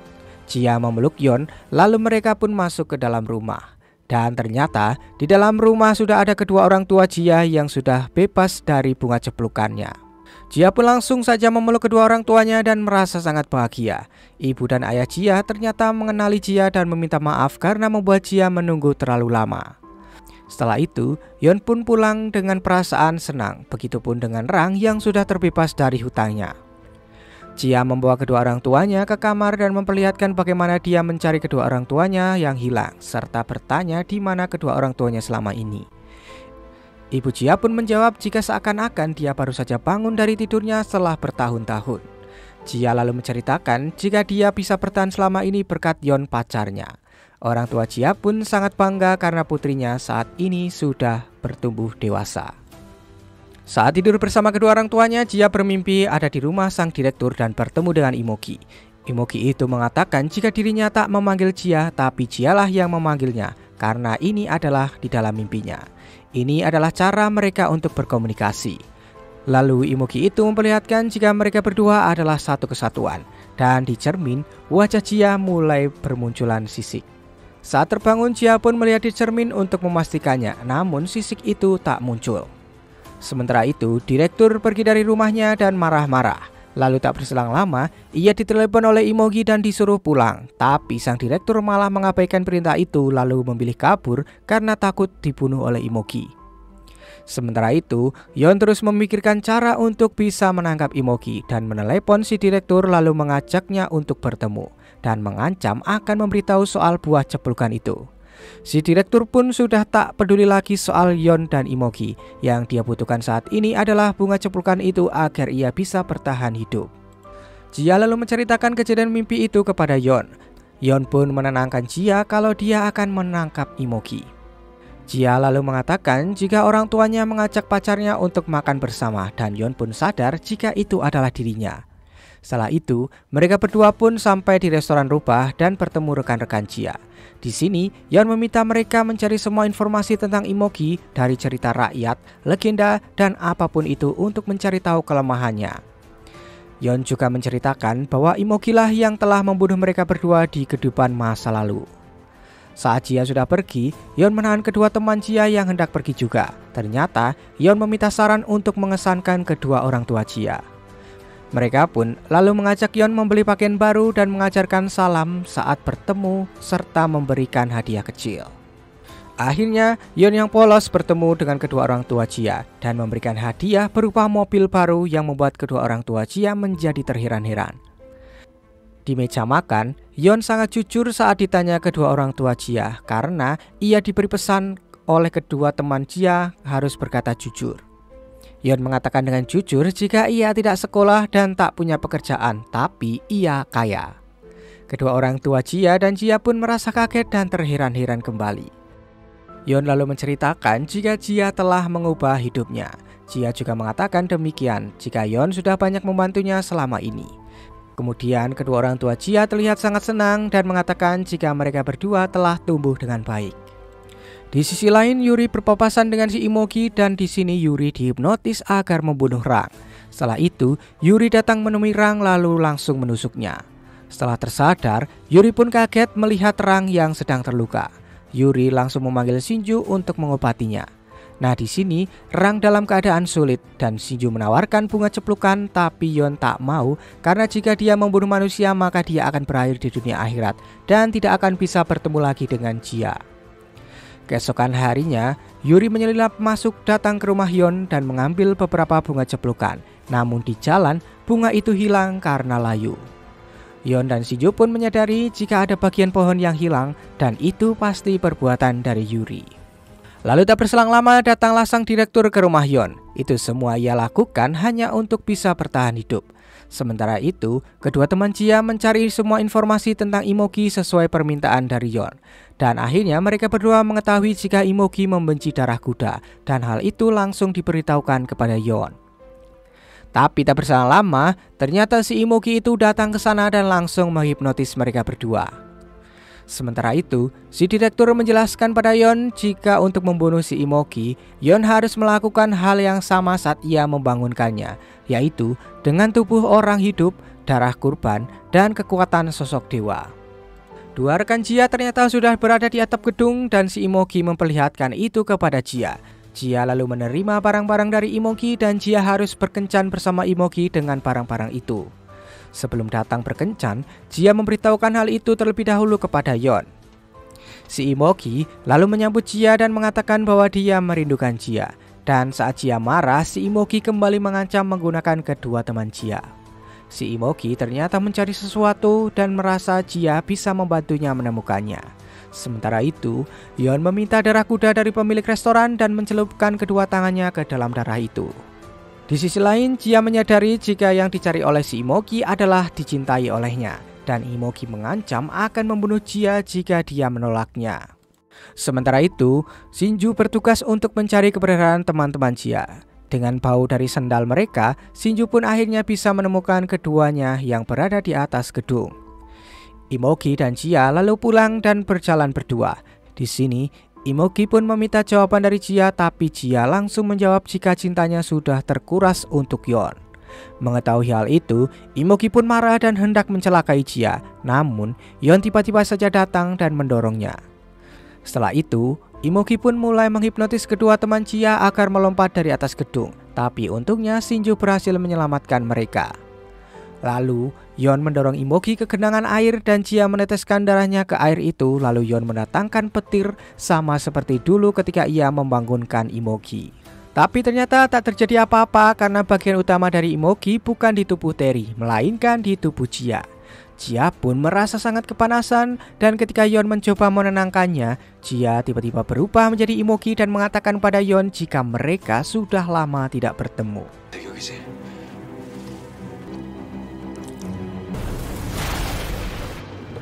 뭐지?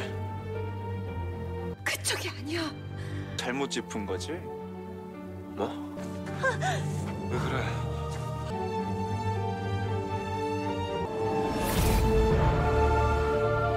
여잔 내 거야. 오랜만이야, 이연. 그 몸에서 Imogi pun menyerang Yon, tapi kekuatan Imogi yang berada di dalam tubuh Jia sangat lemah karena kekuatan yang sebenarnya ada dalam tubuh Terry. Nah, di sini Yon pun tahu cara agar si Imogi ini bisa pergi, yaitu dengan memanggil Jia.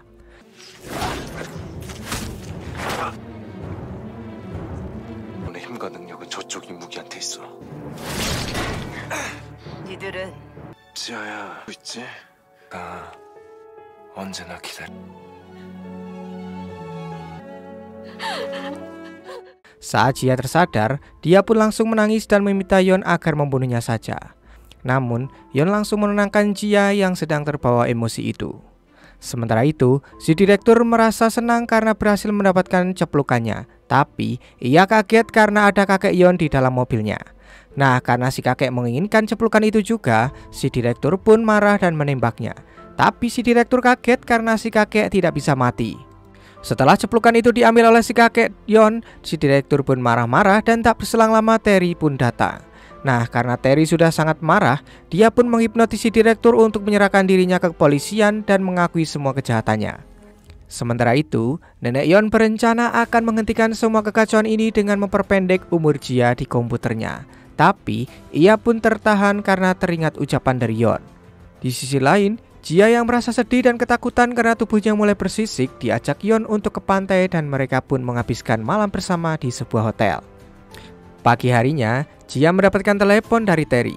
Terry mengancam Jia jika dia tidak akan bersikap baik lagi terhadapnya dan mengatakan kalau tubuh Jia seperti bom waktu.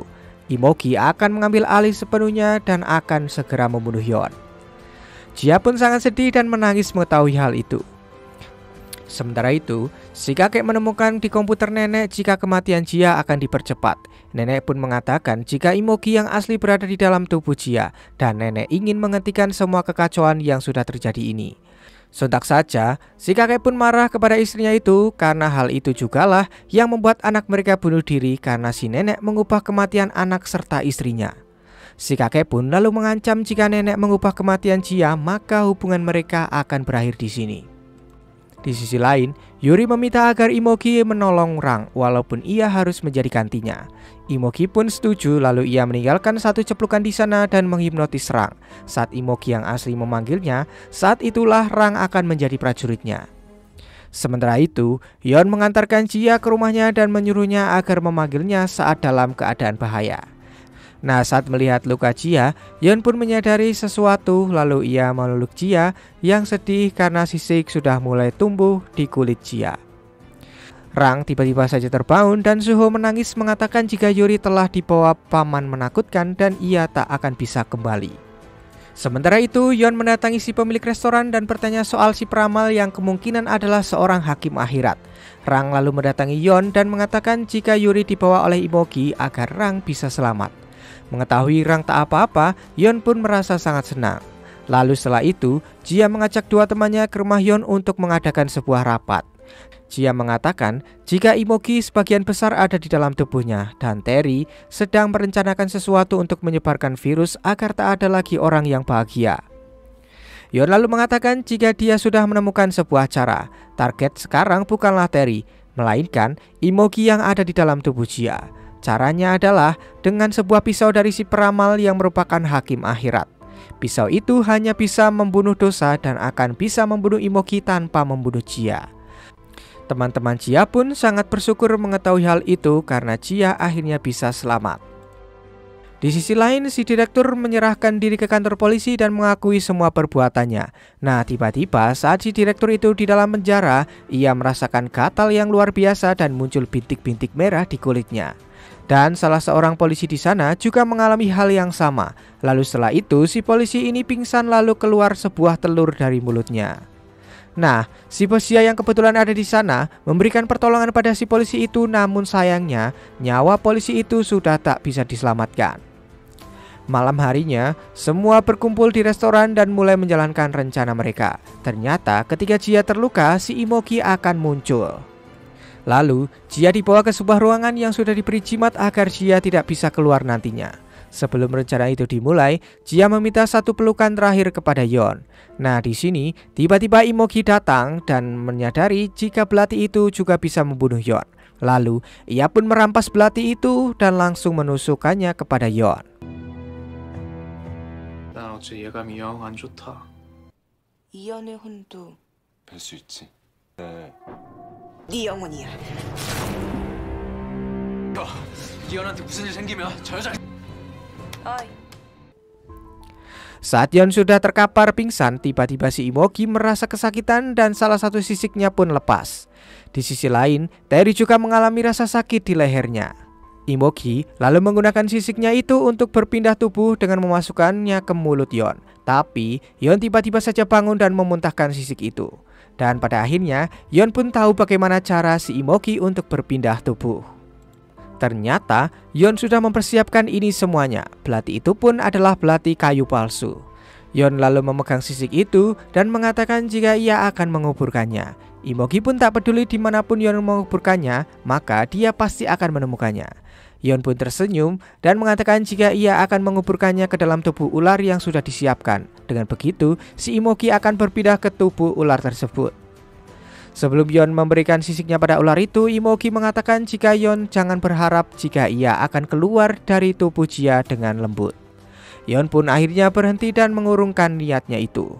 Dan tak berselang lama, Jia pun merasa kesakitan lalu tersadar sebagai dirinya sendiri. Sementara itu, si Terry yang merasakan kesakitan juga mulai muncul sisik di tangannya. Nah, saat berjalan di keramaian orang, semua orang yang dilewatinya jatuh dan tewas. Di sisi lain, si nenek akhirnya mengubah tanggal kematian Jia menjadi hari ini. Si nenek sangat frustasi dan hanya ingin menghindari semua kekacauan yang ada. Tapi si kakek mengatakan sejak awal kekacauan itu adalah si nenek sendiri. Saat si kakek hendak pergi, si nenek menghentikannya dan mengancam jika si kakek pergi maka si kakek akan kehilangan segalanya, mulai dari kekuatannya sampai keabadiannya. Si kakek pun menjawab jika dia sudah tak peduli lagi karena jika hidup abadi bersama si nenek adalah hukuman baginya. Karena yang ia inginkan hanyalah hidup bersama istri, anak, serta cucunya. Di sisi lain, Jia ditelepon Jae-hwan yang mengabarkan jika bos mereka baru saja melakukan CPR pada salah satu petugas polisi yang kena serangan jantung. Dan petugas itu berbintik-bintik merah serta mengeluarkan telur dari mulutnya. Jia lalu menyuruh teman-temannya untuk menghindari si bos dulu, tapi mereka sudah berkontak dengan si bos. Setelah itu, mereka pun mengetahui jika ada berita yang memberitakan banyak orang mati misterius akibat bintik-bintik merah di tubuh mereka. Mengetahui hal itu, Yeon pun langsung pergi dan di perjalanan Yeon mendapatkan kabar dari si kakek tentang kematian Jia. Nah, saat Jia akan pulang, ada sebuah truk yang hampir menabraknya, tapi beruntungnya datang kakek Yeon yang menyelamatkannya. Rang pun mulai menyadari jika ini pasti akan terjadi sesuatu yang besar karena si kakek sudah mulai terlibat. Si kakek menceritakan jika Jia akan terus mati seperti tadi karena si nenek mempercepat kematiannya. Jia pun menangis dan menyesali jika seharusnya ia tidak dilahirkan ke dunia. Namun si kakek mulai menghibur Jia dan menyemangati Jia dan Yeon agar terus berusaha. Sementara itu, Yeon mendatangi neneknya dengan amarahnya. Si nenek yang sedang bad mood pun mengatakan untuk membunuh Terry mereka juga harus membunuh Jia. Tapi di sini Yeon dengan tegas tak akan mau membunuh Jia dan tak akan membiarkan siapapun membawa Jia termasuk neneknya. Yeon pun lalu mengeluarkan pedangnya dan menyuruh si nenek membunuhnya kalau tidak menangkap Imogi itu dalam 3 hari ke depan. Si nenek yang keras kepala pun tak menyetujui rencana Yeon karena Terry sudah di luar kendali mereka dan membunuh banyak orang. Lalu, Yeon sepanjang hari duduk di luar kantor imigrasi dan sedih karena dikelilingi jalan yang buntu. Saat akan pergi, si nenek pun datang dan mengatakan bagaimana jika nantinya hanya salah satu dari mereka yang hidup. Sementara itu, bos Jia datang ke restoran dan hendak makan. Awalnya si pemilik restoran mulai curiga dan saat makan si bos pun mulai kesakitan dan akhirnya mengeluarkan telur melalui mulutnya. Di kantor pun rekan-rekan Jia menemukan orang-orang di kantor mereka sudah tewas dengan bintik-bintik di tubuhnya. Bahkan di kota pun banyak yang mati akibat penyakit tersebut. Jia yang mengetahui berita itu langsung pergi ke kamar mandi dan memanggil Imogi yang ada dalam tubuhnya. Mereka pun mulai berkomunikasi dan Jia mulai mengancam si Imogi bahwa nenek Yeon sudah mengubah takdir kematiannya. Dan jika Yeon tahu akan hal itu, pasti Yeon akan membawa Jia dan si Imogi ke akhirat. Sementara itu, Imogi Terry menyuruh Yuri mendatangi Shinju dan menahannya untuk sementara waktu. Shinju pun merasa ada yang aneh karena saat ini ia sedang ditugaskan untuk mengawasi orang tua Jia. Dan benar saja, saat mereka bertemu, Yuri mengatakan jika dia ingin menyelamatkan Shinju dari si Imogi. Karena jika Imogi itu melihat Terry, maka dia akan membunuhnya. Shinju pun menyadari jika si Imogi akan mendatangi orang tua Jia. Dan benar saja, Terry menghubungi Jia dan menghipnotis kedua orang tua Jia agar mereka gantung diri. Jia yang mendengar hal itu langsung kaget dan hendak pergi, tapi ia langsung ditahan oleh si kakek. Saat hampir gantung diri, Yeon pun datang dan menyelamatkan mereka berdua. Setelah menidurkan kedua orang tua Jia di kamar, Yeon pun mulai bernegosiasi dengan Imogi Terry. Yeon mengatakan jika neneknya mengubah tanggal kematian Jia karena Terry menyebarkan wabah itu, dan Jia masih hidup saat ini karena dilindungi kakeknya, tapi itu tak akan bertahan lama. Yeon tahu jika Imogi melakukan ini semua karena kekurangan cinta saat masih jadi manusia. Nah, untuk itu, Yeon menawarkan bagaimana jika ada hal lain selain Jia yang bisa memuaskan Imogi. Posisi yang tidak bisa dicapai juga oleh roh gunung sekalipun dan yang paling tinggi dari semua roh, yaitu penjaga sungai Samdo. Ternyata Yeon menawarkan neneknya dan Yeon mengajak Imogi menyerang neneknya dengan syarat ia harus menyingkirkan bagian lain Imogi di dalam tubuh Jia. Imogi tentu saja menolak tawaran itu dan Yeon menjawab jika mereka kini ada di jalan yang buntu. Yeon pun akhirnya pergi sambil mengatakan kabari dirinya jika Terry berubah pikiran. Yeon kembali ke rumah dan disambut pelukan oleh Jia yang merasa senang karena orang tuanya selamat. Yeon lalu mengatakan bahwa dia akan berencana bekerja sama dengan Imogi. Dan itu jelas saja hanya perangkap bagi Imogi. Di sini Yeon tak memberitahu rencana sebenarnya jika nantinya tak ada jalan, ia akan memakan sisik Imogi itu agar si Imogi berpindah ke tubuhnya. Lalu dia akan melompat ke sungai Samdo agar tak ada yang lahir kembali. Meski itu artinya, Yeon akan mati untuk selamanya tanpa bertemu Jia lagi. Sementara itu, pemilik restoran terus merawat bos Jia dengan sangat telaten. Dan tak berselang lama, kakek Yeon pun datang dan menyadari jika bos Jia itu adalah reinkarnasi suami dari si pemilik restoran. Si kakek pun langsung mempertanyakan kenapa semua yang berhubungan dengan Yeon dan Jia berkumpul di satu tempat. Si kakek pun takut akan ada yang terjadi suatu kejadian besar. Di sisi lain, Rang menemui si direktur dengan menyamar sebagai polisi. Di sini, Rang menyuruh agar si direktur membunuh Imogi agar dirinya bisa sembuh. Rang ingin Imogi itu mati meski itu bertentangan dengan cara Yeon. Sementara itu, Jia membawa temannya yang sudah terkena wabah ke rumah Yeon. Di sisi lain, Terry masih memikirkan tawaran Yeon sambil tersenyum. Dan pada akhirnya, mereka pun bertemu lalu sepakat akan menyerang nenek Yeon. Terry berpikir jika Yeon akan terjebak dalam perangkapnya sendiri, sementara Yeon berpikir jika akhirnya mereka akan berada di panggung yang sama dan salah satu dari mereka harus mati. Rang lalu mengatakan pada Shinju jika Yeon akan melakukan misi bunuh diri untuk menyelamatkan Jia, dan tentu saja Shinju sangat terkejut mendengarnya. Di sisi lain, si direktur ternyata mendatangi Jia dan menodongkan pistolnya, lalu ia pun tak berpikir panjang langsung menembak Jia. 자살행이야. 이 새끼 내려올 수 없는 무대. 당신이 왜 여기 있어? 네가 죽어자. Imogi dan Yeon pun mulai berbincang. Di sini, Terry mengatakan jika separuh dari dirinya baru saja terbangun. Perkataan itu sontak saja membuat Yeon hendak pergi, tapi Terry menahannya dengan ancaman kesepakatan mereka tak akan berlaku jika Yeon pergi. Yeon pun berusaha menenangkan dirinya dan mengingat kembali kalau si Imogi akan bangun ketika Jia dalam keadaan terancam. Sementara itu, si direktur mencoba menembak Jia dan yang terjadi justru si direkturlah yang terkena tembakan itu karena tiba-tiba saja Imogi muncul bergantian dengan Jia. Dan ternyata Jae-hwan melihat apa yang dilakukan oleh Imogi itu. Imogi lalu mendekati Jae-hwan dan menantang Jae-hwan agar membunuhnya. Namun tentu saja Jae-hwan tidak akan melakukannya karena itu adalah tubuh dari Jia. Nah, saat Imogi balik mengancam Jae-hwan, teman wanita Jia datang dan menampar Imogi hingga akhirnya Jia pun tersadar. Saat sudah tersadar, Jia pun menangis karena melihat darah di tangannya dan meminta maaf kepada temannya. Saat Yeon datang, Jia pun menceritakan semuanya. Kemudian Jia mendatangi Rang dan mengucapkan terima kasih untuk hadiahnya. Ternyata Jia sudah tahu jika si direktur dikirim oleh Rang, tapi Jia tak akan melaporkan itu kepada Yeon. Di sini Rang mengatakan jika Yeon akan mengorbankan dirinya kepada Imogi, yang membuat Jia memutuskan akan membunuh Imogi terlebih dahulu.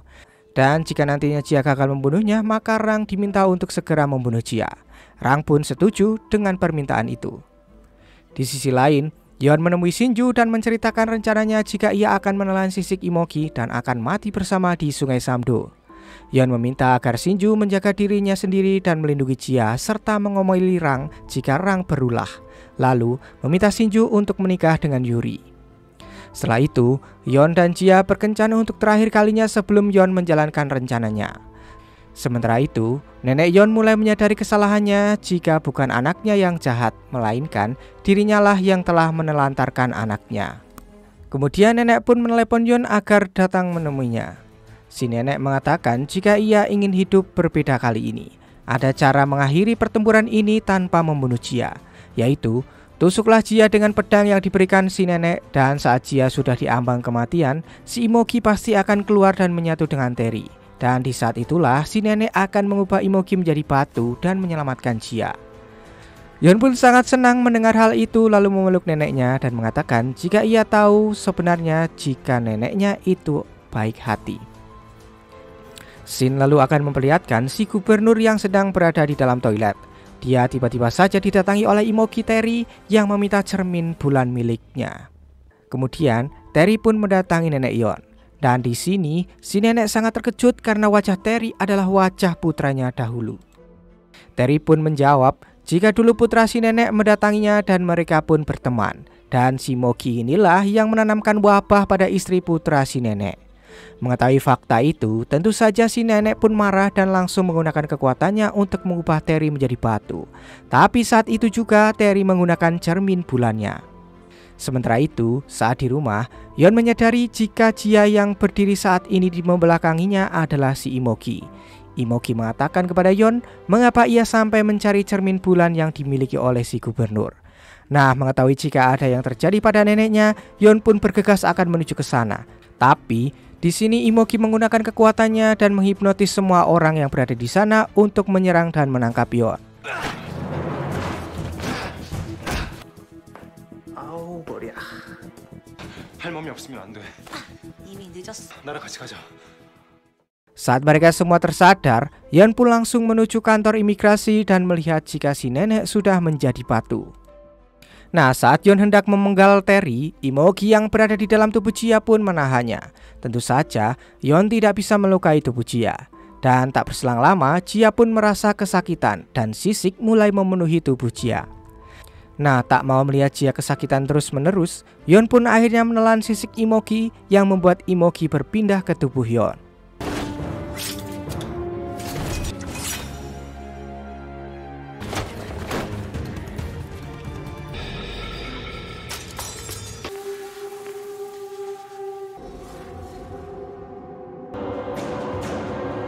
움직이지 마. 안 돼.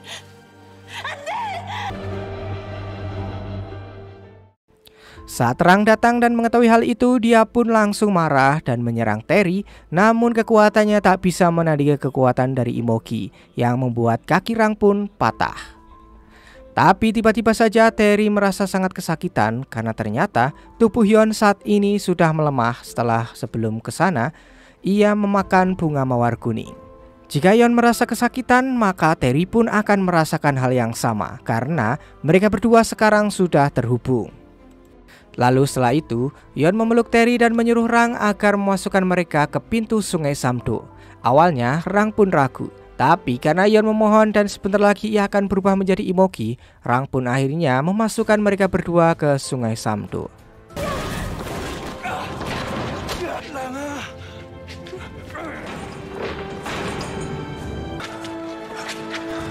내가 나로 있을 수 있게.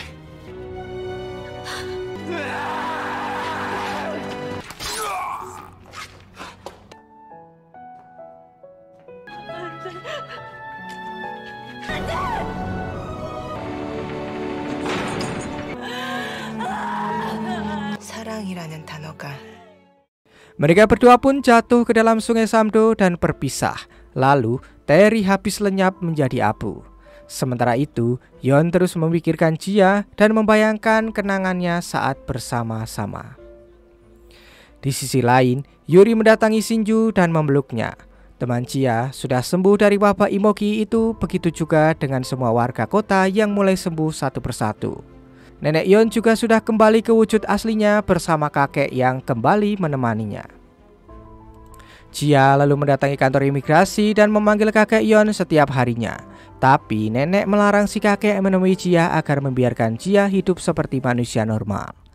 Tak hanya Jia, Rang juga hanyut dalam kesedihan, bahkan Yuri dan Suho juga tidak bisa untuk menghibur Rang. Akhirnya, Nenek Yeon pun luluh dan membukakan pintu untuk Jia dan mengatakan pada Jia jika itu adalah pilihan dari Yeon. Dan Yeon tak akan bisa berinkarnasi karena dia mati di dalam sungai Samdo. Jia pun merasa sangat sedih dan percaya jika pasti ada suatu cara untuk bisa mengembalikan Yeon. Shinju lalu menepati janjinya untuk menjaga Jia serta menjitak kepala Rang dan memberikan video titipan dari Yeon. Di dalam video itu, Yeon mengungkapkan rasa sayangnya kepada Rang dan ia sama sekali tak pernah menelantarkannya. Keesokan harinya, Jia menemui Rang dan ingin membuat sebuah cerita tentang Gumiho. Rang pun setuju dengan rencana Jia itu dan mereka pun memulainya dengan menceritakan semua kelakuan dari Gumiho.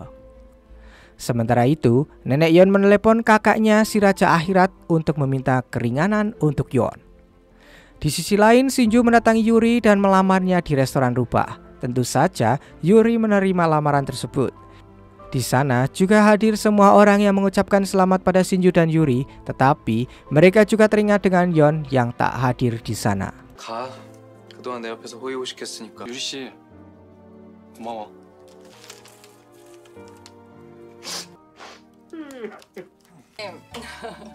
제가 인간 맑다. 이게 뭐 미연의 빈자리가 쓰라린 날에도 6 bulan kemudian, Jia sudah menyelesaikan proyeknya yaitu cerita tentang Gumiho. Dan hari itu adalah hari ulang tahunnya di mana kedua orang tuanya memberikan kejutan pada Jia. Orang tua Jia memberikan kue dan sebuah dress yang ternyata itu adalah pemberian dari Yeon dahulu. Ternyata Yeon sudah menitipkan itu pada kedua orang tua Jia dan memberikannya saat Jia ulang tahun nanti. Yeon mengatakan di suratnya jika Jia pasti akan cantik menggunakan gaun pengantin itu. Dan ia juga penasaran siapa yang beruntung menjadi pasangan Jia kelak. Yeon berharap jika Jia menemukan pria yang sangat baik. Sementara itu, Shinju mulai stres menghadapi kebobrokan Yuri dan Rang yang kini tinggal bersama mereka. Tapi Shinju menjadi senang saat Rang mengatakan jika ia membelikan kulkas baru untuk Shinju. Kini mereka sudah seperti keluarga baru yang membuat Rang menjadi sangat senang. Selama ini, Rang juga terus mencari cara untuk bisa mengembalikan Yeon, namun ia tak pernah berhasil.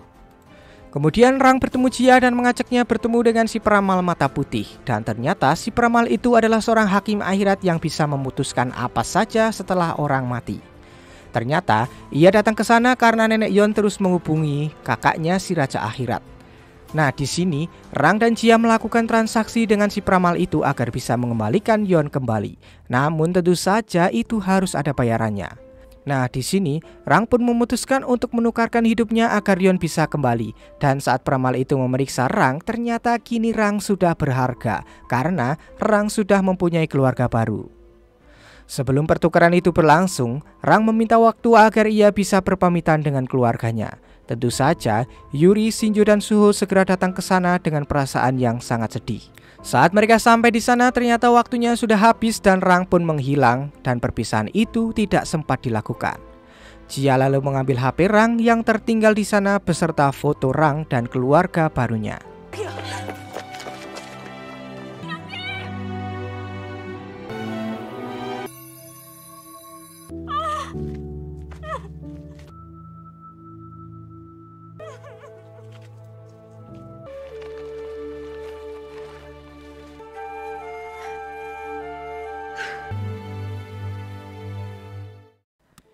Singkat cerita, saat Jia pulang bekerja, tiba-tiba saja hujan turun. Dan di seberang jalan ternyata sudah ada Yeon yang menunggunya. Tentu saja itu bukanlah mimpi karena Yeon sudah kembali hidup, namun kini ia menjadi manusia biasa seperti apa yang ia inginkan. Shinju pun senang ketika melihat Yeon yang ada di kliniknya dan langsung memeluknya. Setelah itu, Shinju memberikan HP milik Rang yang di dalamnya berisi pesan terakhir dari Rang.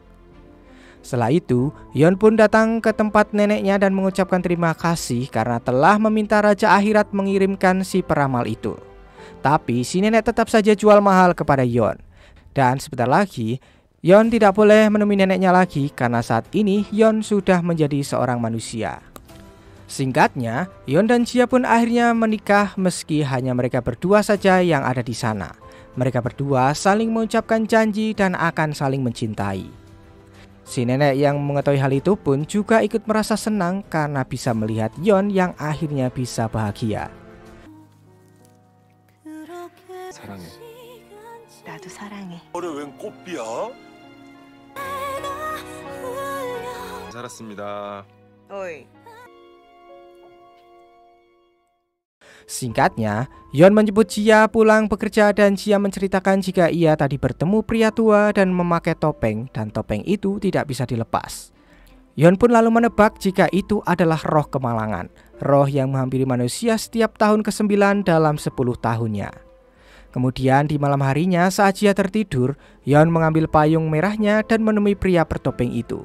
Lalu Yeon mengayunkan payungnya dan langsung berubah menjadi pedang. Dan ternyata Yeon masih menjadi siluman rupa seperti dulu. Dan film pun tamat.